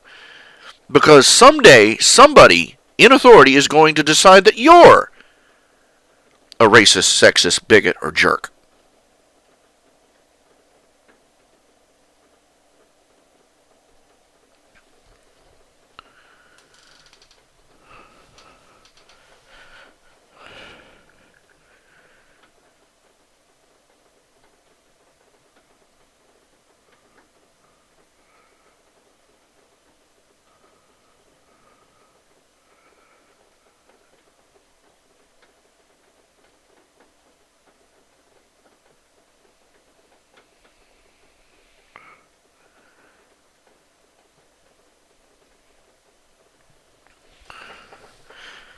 The Bill of Rights, the Constitution is there to protect the individual. The Constitution there is to protect the unpopular. Because we're all one of the unpopular at one point or another in our lives.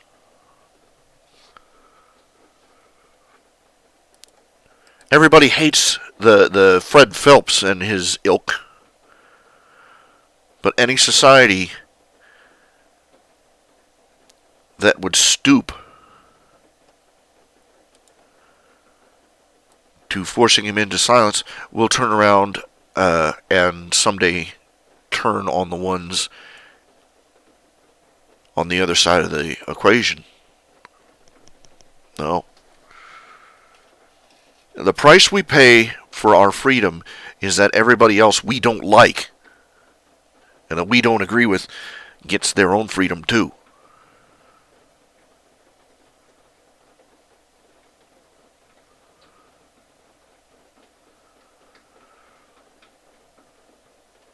The right to swing your arm ends where the other guy's nose begins, but so does his.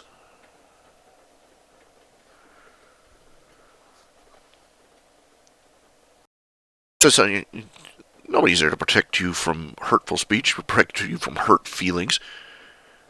The government's there to protect you from being actually hurt. If your feelings get hurt by something somebody says, suck it up, pull up your big boy pants, and deal.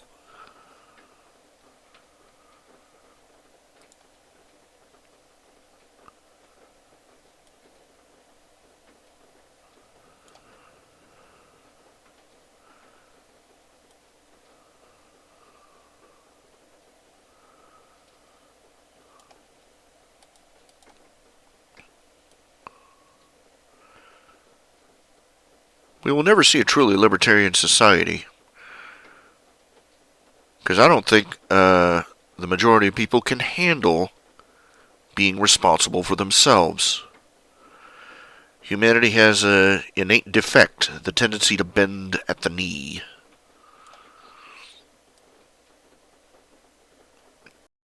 And never, a Christian libertarian is somebody who says that the only person he will bend his knee to is Christ himself.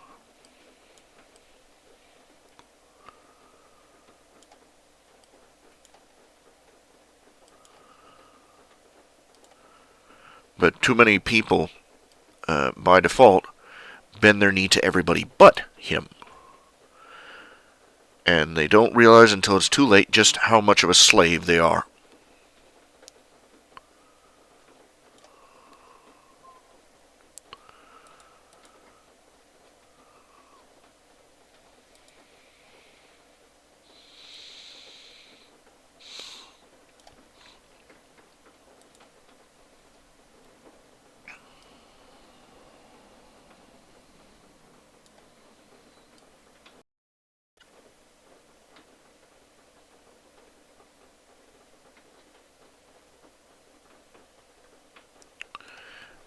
We bent the knee to political correctness, and now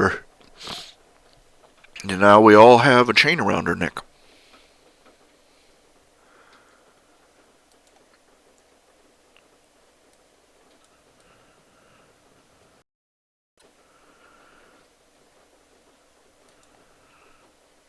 And we've worn it for as long as I've been alive.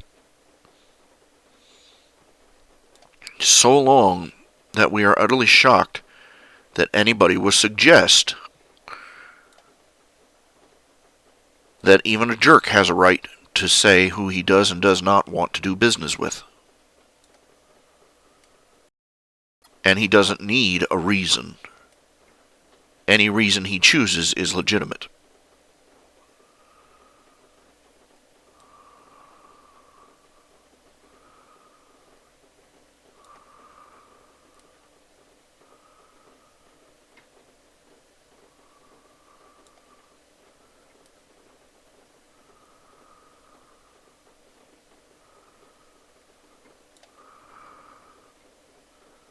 Yes, even racist ones, even sexist ones, even religious ones.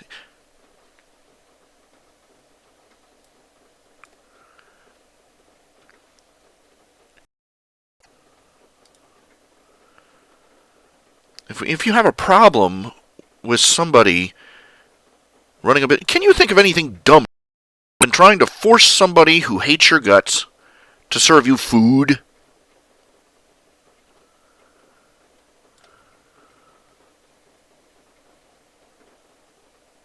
Can you imagine? I mean, good night. I've heard enough stories about the thing that of angry waiters spitting in my food. I don't want to put myself in that situation. No, the civil rights people are the ones that insist that we should all take that fun risk. We should they talk about how people who don't want to serve gay people are as they talk about people who don't want to get into a business contract with gay people. Oh, they're hate mongers. No, if they really hated you, they'd poison the Christmas, the wedding cake, or they'd or they'd frost it with dog poo. They just don't want to deal with you.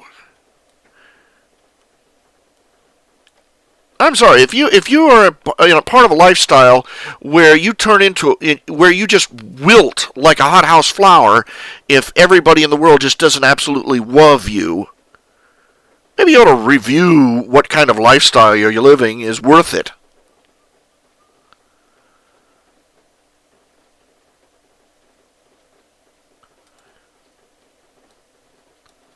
The black community back in the 60s, when they went out marching for their civil rights, they took serious beatings. They took on being imprisoned and brutalized and just horribly abused.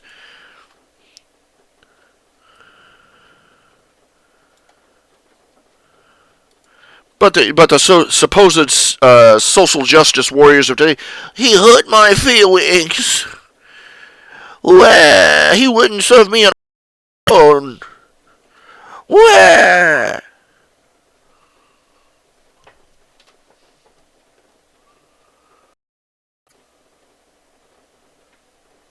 I hope there isn't any life out there in the rest of the galaxy, because if they go swinging by this planet, they're going to take one look at what we've become and go from orbit. It's the only way to be sure.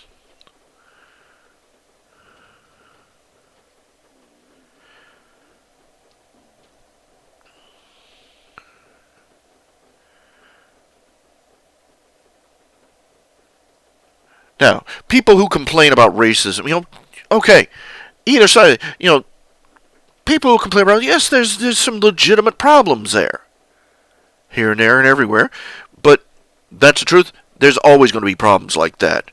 Reality 101 time. Guess what?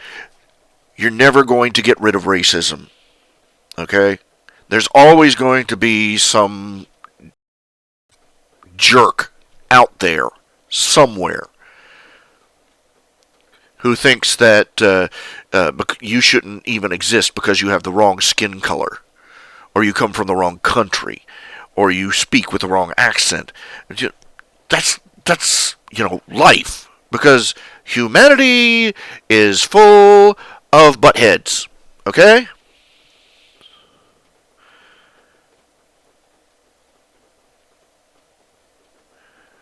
As Martin Luther King Jr. put it, he was a Republican. I hope that hurts. Martin Luther King Jr. said, "Not make a man love me, but he can keep it from lynching me." I think that's kind of important. To put it subtly, yeah. The problem is a situation where people think that if the law, they think that the law says that if you don't love them, that they can lynch you. Kind of a little misinterpretation there, okay?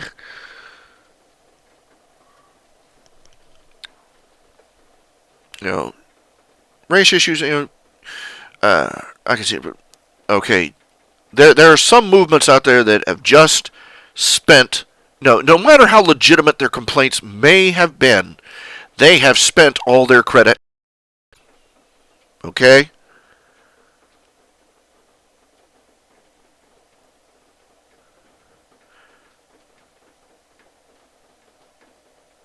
The feminist movement in particular. Suffragettes. Suffrage, that was a legitimate movement, okay? Women wanting the right to vote. They got the right to vote. The suffragettes were done. Feminists, they are never satisfied. And no matter what you give them, they complain that you didn't give them the exact opposite. It's like that, like an old joke. The one day the husband gets up grumpy.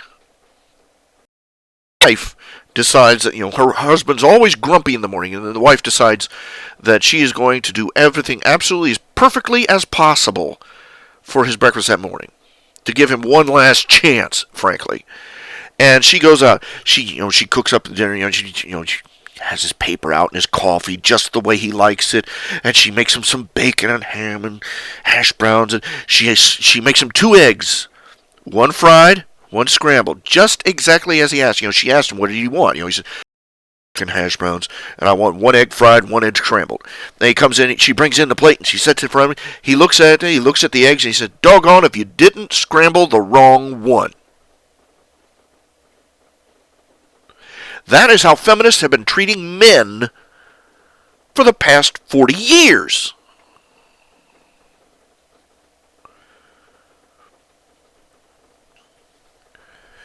This whole Gamergate thing, I don't know if you've heard of it. Apparently, somebody discovered there was some corruption going on in the video game journalism. There were several magazines that were, long story short, some woman creates a really bad video game, gets on an indie bundle. The game sucks, everybody knows it, but all of a sudden you have a bunch of people in one magazine talking about how great it is. And investigation reveals that this woman has personal, and in at least one case, intimate sexual ties with the writers doing the reporting.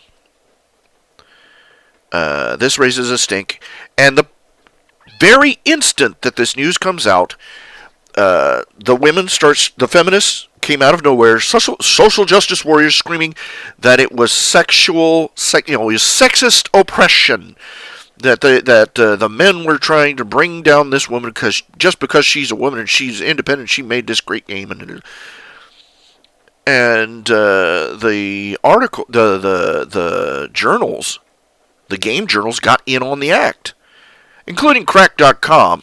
They're a bunch of leftist twits anyway, but Crack.com, of all things, a comedy site, came out with an article talking about how the gamers who were demanding some accountability suddenly found themselves being accused of being racist, sexist, and misogynist.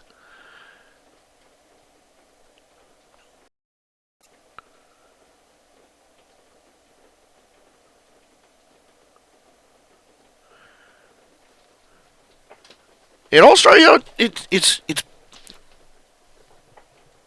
typical feminist crap.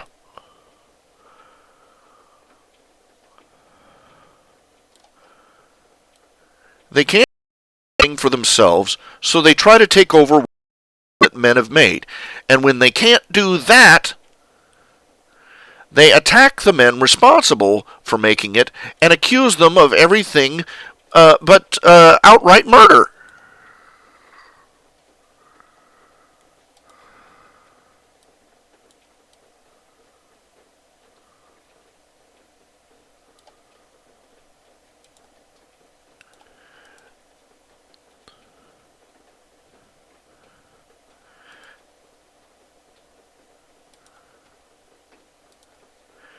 Do some of the video games and some of the entertainment?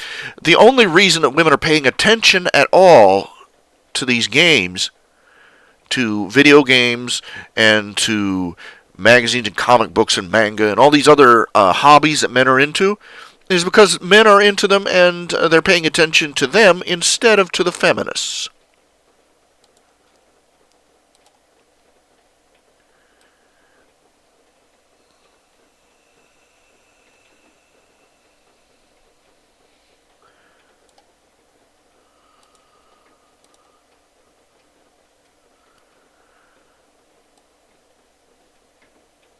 That's it, and nothing else. They're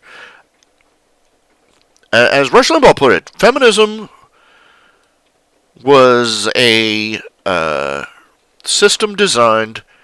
It was a social movement designed with the sole purpose of getting unattractive women access to the mainstream. And we're not just talking physically unattractive, we're talking unattractive personality-wise.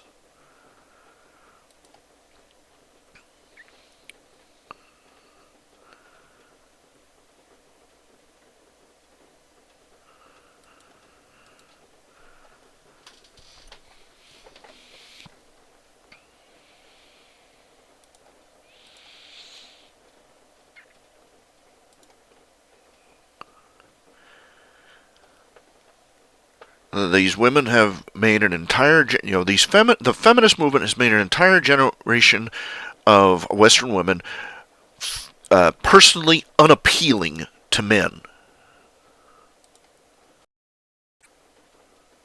and reveled in that fact. They got mad at, they get mad at men for liking women who look good. They get mad at men for liking hobbies that don't involve them. They get mad at men for having interests that don't include them. They get mad at men for the fact that their feminist studies doesn't harness them to a $50,000 a year job right out of college, or ever. They're mad because their jobs, their ambitions and their feminist ideology is useless in the real world.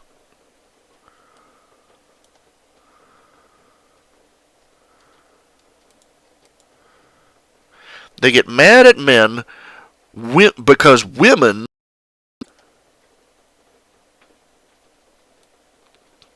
choose studies that do not get them high-paying jobs. When the majority of women do, when the majority of women do not choose to enter engineering or medicine or astronomy or astrophysics or any of the other hard as in hard science and hard math and objective value studies, that is somehow men's fault. Despite the fact that men have been laying out the red carpet for women for years and decades, and the fact that women have been offered all sorts of privileges simply for the fact that they are female.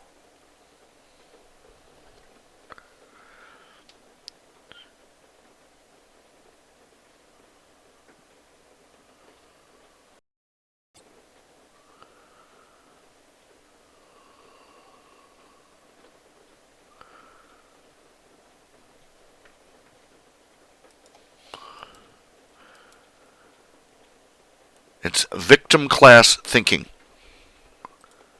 Because we live in a society where the only way you can be anything is if you're a victim.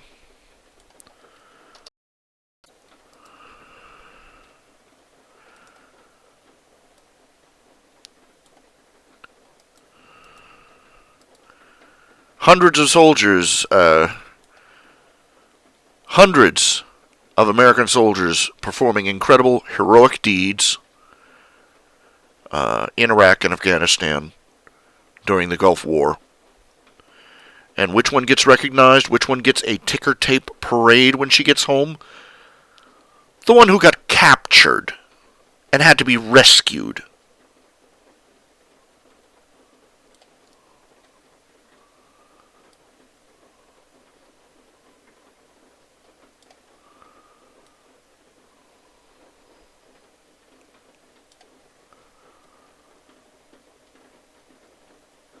Think about that.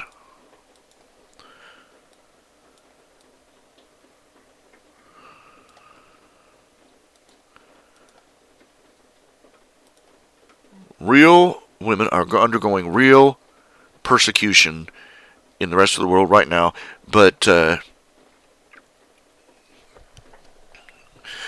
biggest trauma in the life of a Western feminist isn't that women are being mutilated and beaten and stoned to death elsewhere in the world. It's that a popular video game character is a D cup. Oh, the struggle is real, sister.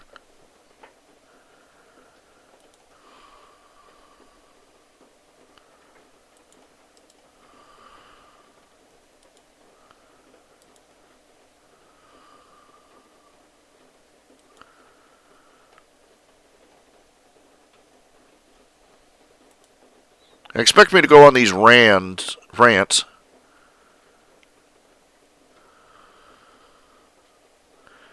A lot.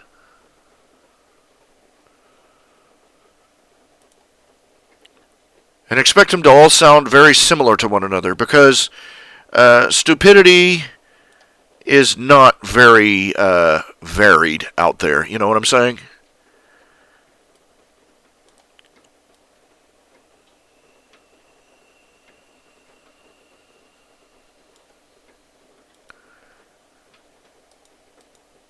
You don't get a lot of variety in the kinds of stupid infesting the world.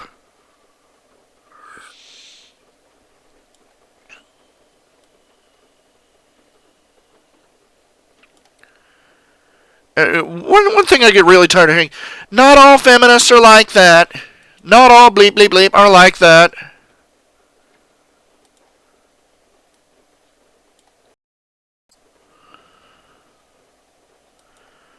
We're not all like that. We just all walk under the same flag and march to the same tune and sing the same slogans and practice the same dogma, you know. But that doesn't really count. Yeah.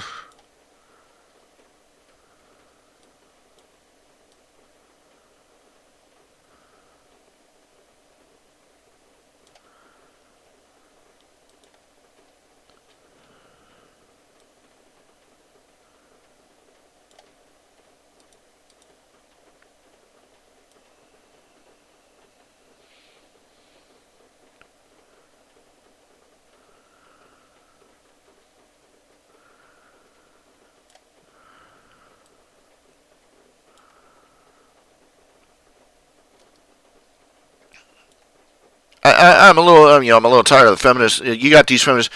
Oh, being a feminist means that you're for equality. No, you're not. No, no. If you were for equality, you'd call yourself an egalitarian. That's what that word means. That you're interested in equality. You call yourself a feminist. Just the fact that you call yourself a feminist means that you're putting female concerns first.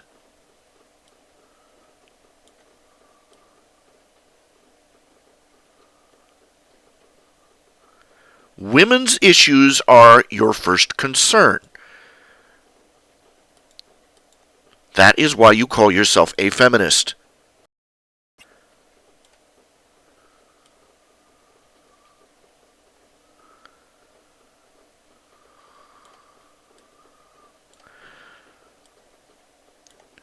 I'm sorry, that young lady, the girl that played Hermione, she gave a speech at the United Nations, talking about how when she was a little girl, she was called bossy because she wanted to be in charge of when they were putting on a little play. Oh, they called her bossy. Oh, the epic struggle. Maybe they called her bossy because she was bossy.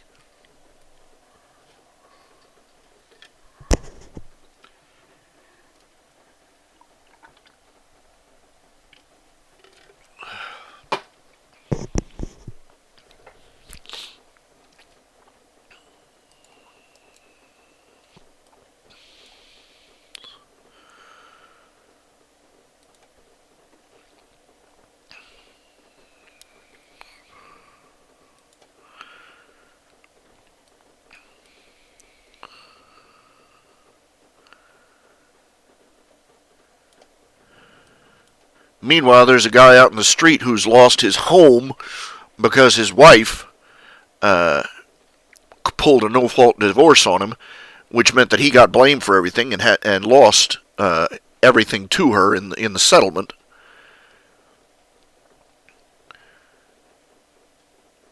And over on the next street over, there's a guy who got fired because a bitter ex-girlfriend came in and accused him anonymously of being a rapist, which was in fact a lie. You remember that lacrosse team? The entire dang lacrosse team had their entire team of young men had their lives ruined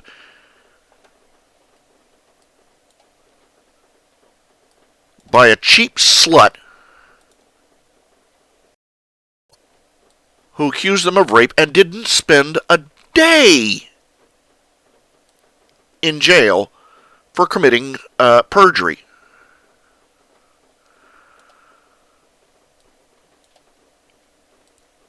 But somebody called Hermione bossy. Poor baby. I'm sure we're all weeping for her.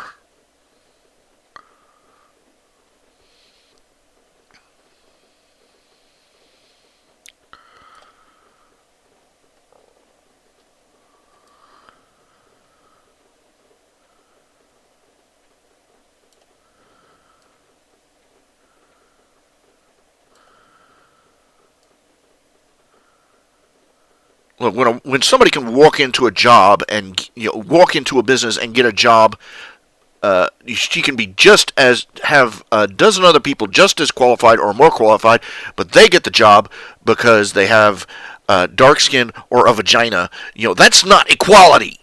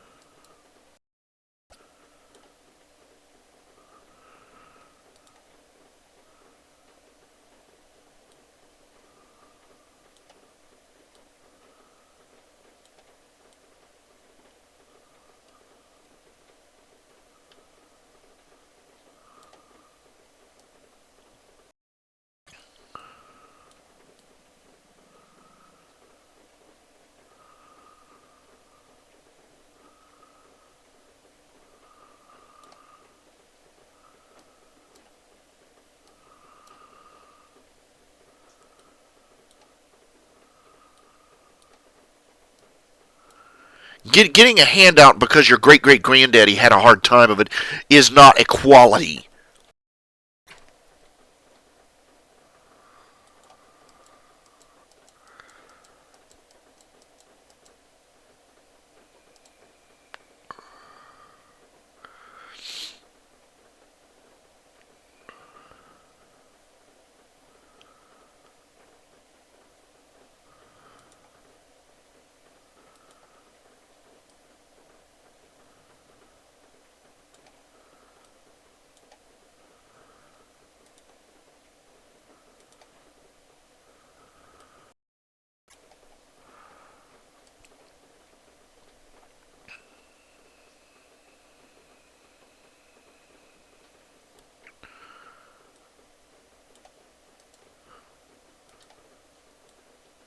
I'm sorry, this just cracks me up. Gets me wound up. I get sinuses. Ugh. Excuse me. Be gone.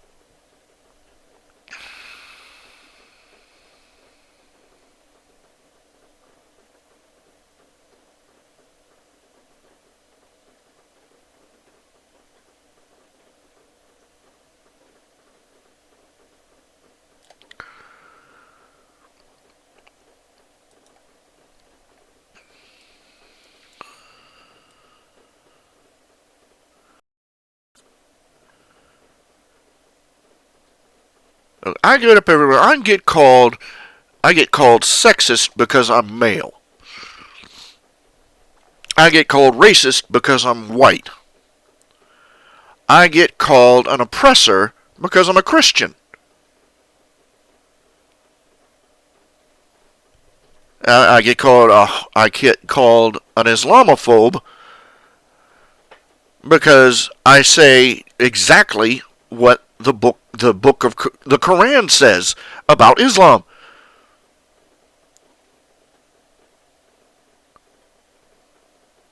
You know what's crazy is that I'm called an Islamophobe because I am saying about Islam exactly what 99% of the mullahs out there are saying about Islam too. They say we are out to kill the infidel. And I say they're out to kill the infidel. An infidel is us. Everybody says Islamophobe. I turn around. They just said it.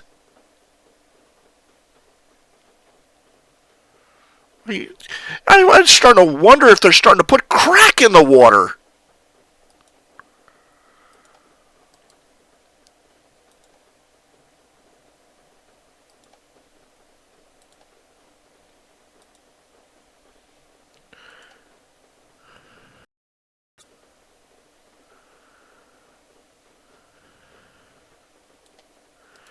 I'm called an Islamophobe because I say about Islam what nearly all the people who practice Islam say about Islam.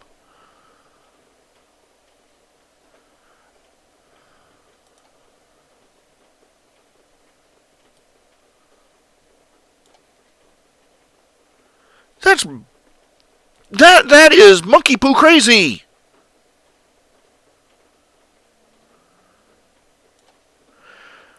I don't know what these leftist loonies think. They think that maybe if they, I don't know, maybe they think that if they are a good little toady, that the Muslims won't beat them up too. You know.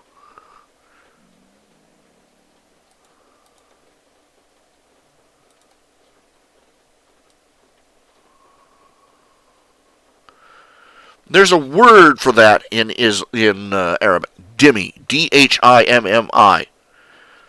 The best closest translated is basically a useful idiot, a good subjected servant.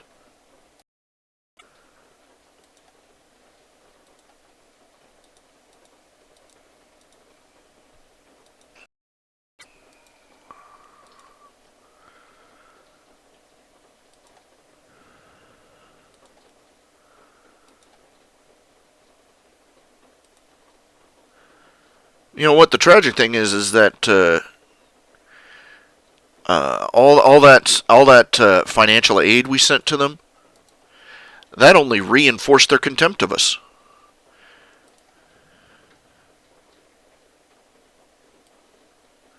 In their culture, in Mideastern culture, they don't have a concept like this. They don't have a concept of charitable aid from another country.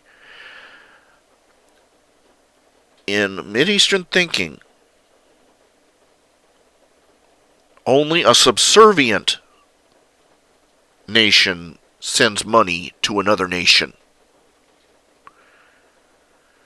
From their perspective, our willingness to send charity over to them is proof that we are a lesser nation. That we are subservient to them, and that we know it, and that's why we're trying to buy them off.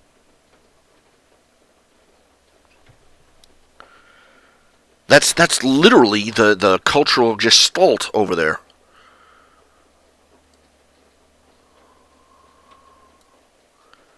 That's the paradigm, and it's been that way, since medieval times. That's how they think. It's called Danegeld. If that helps clarify it for you. In other cultures, it's called Danegeld, where you would pay the barbarians gold to go away and not burn your city to the ground this year.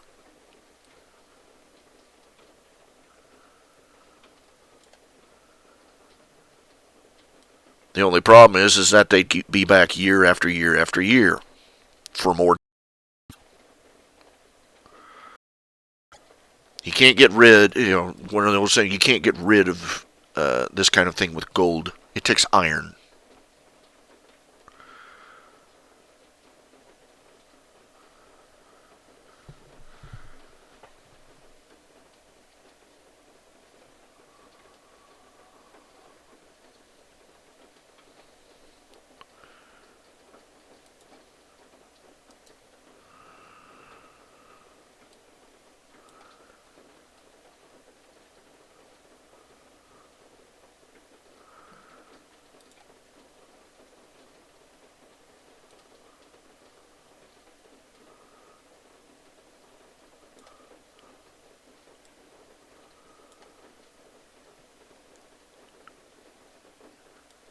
You can have all the gold in the world, but if you don't have any iron to fight to protect it with, you won't have all that gold very long.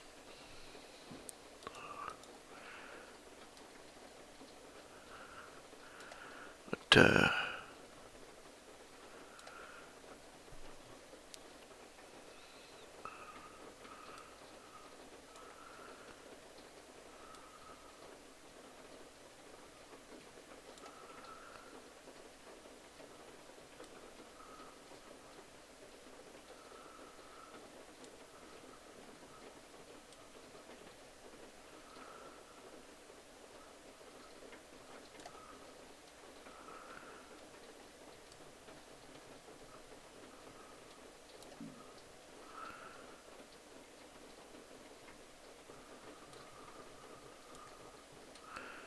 we never learn. Our society never learns. We don't learn from our history.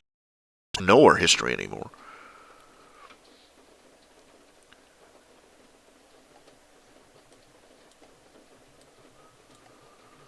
We've forgotten what a dismal failure Neville Chamberlain was, and we keep trying to imitate him.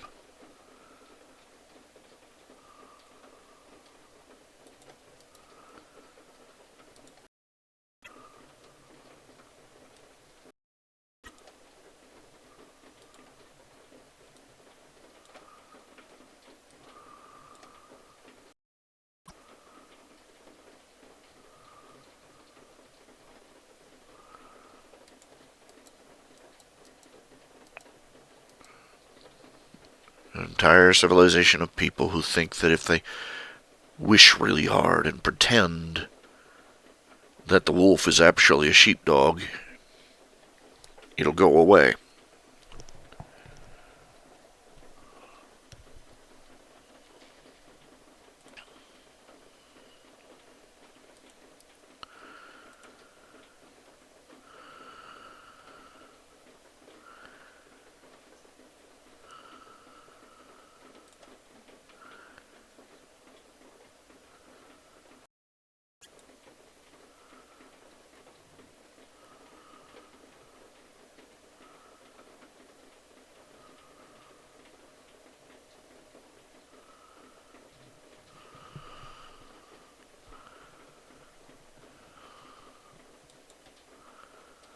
Stark raving nuts.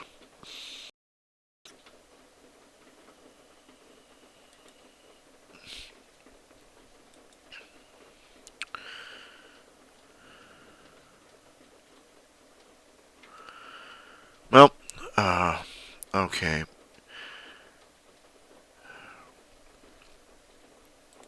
Let's see here.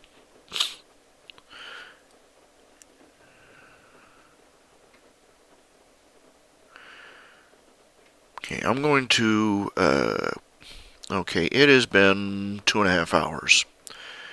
I think that's a fair time to call it quits. It's been a nice, middling long show. Don't really have much to talk about, and I'm starting to lose my voice. So, I'm going to call it a night. I want to thank you all for viewing or watching the video or whatever.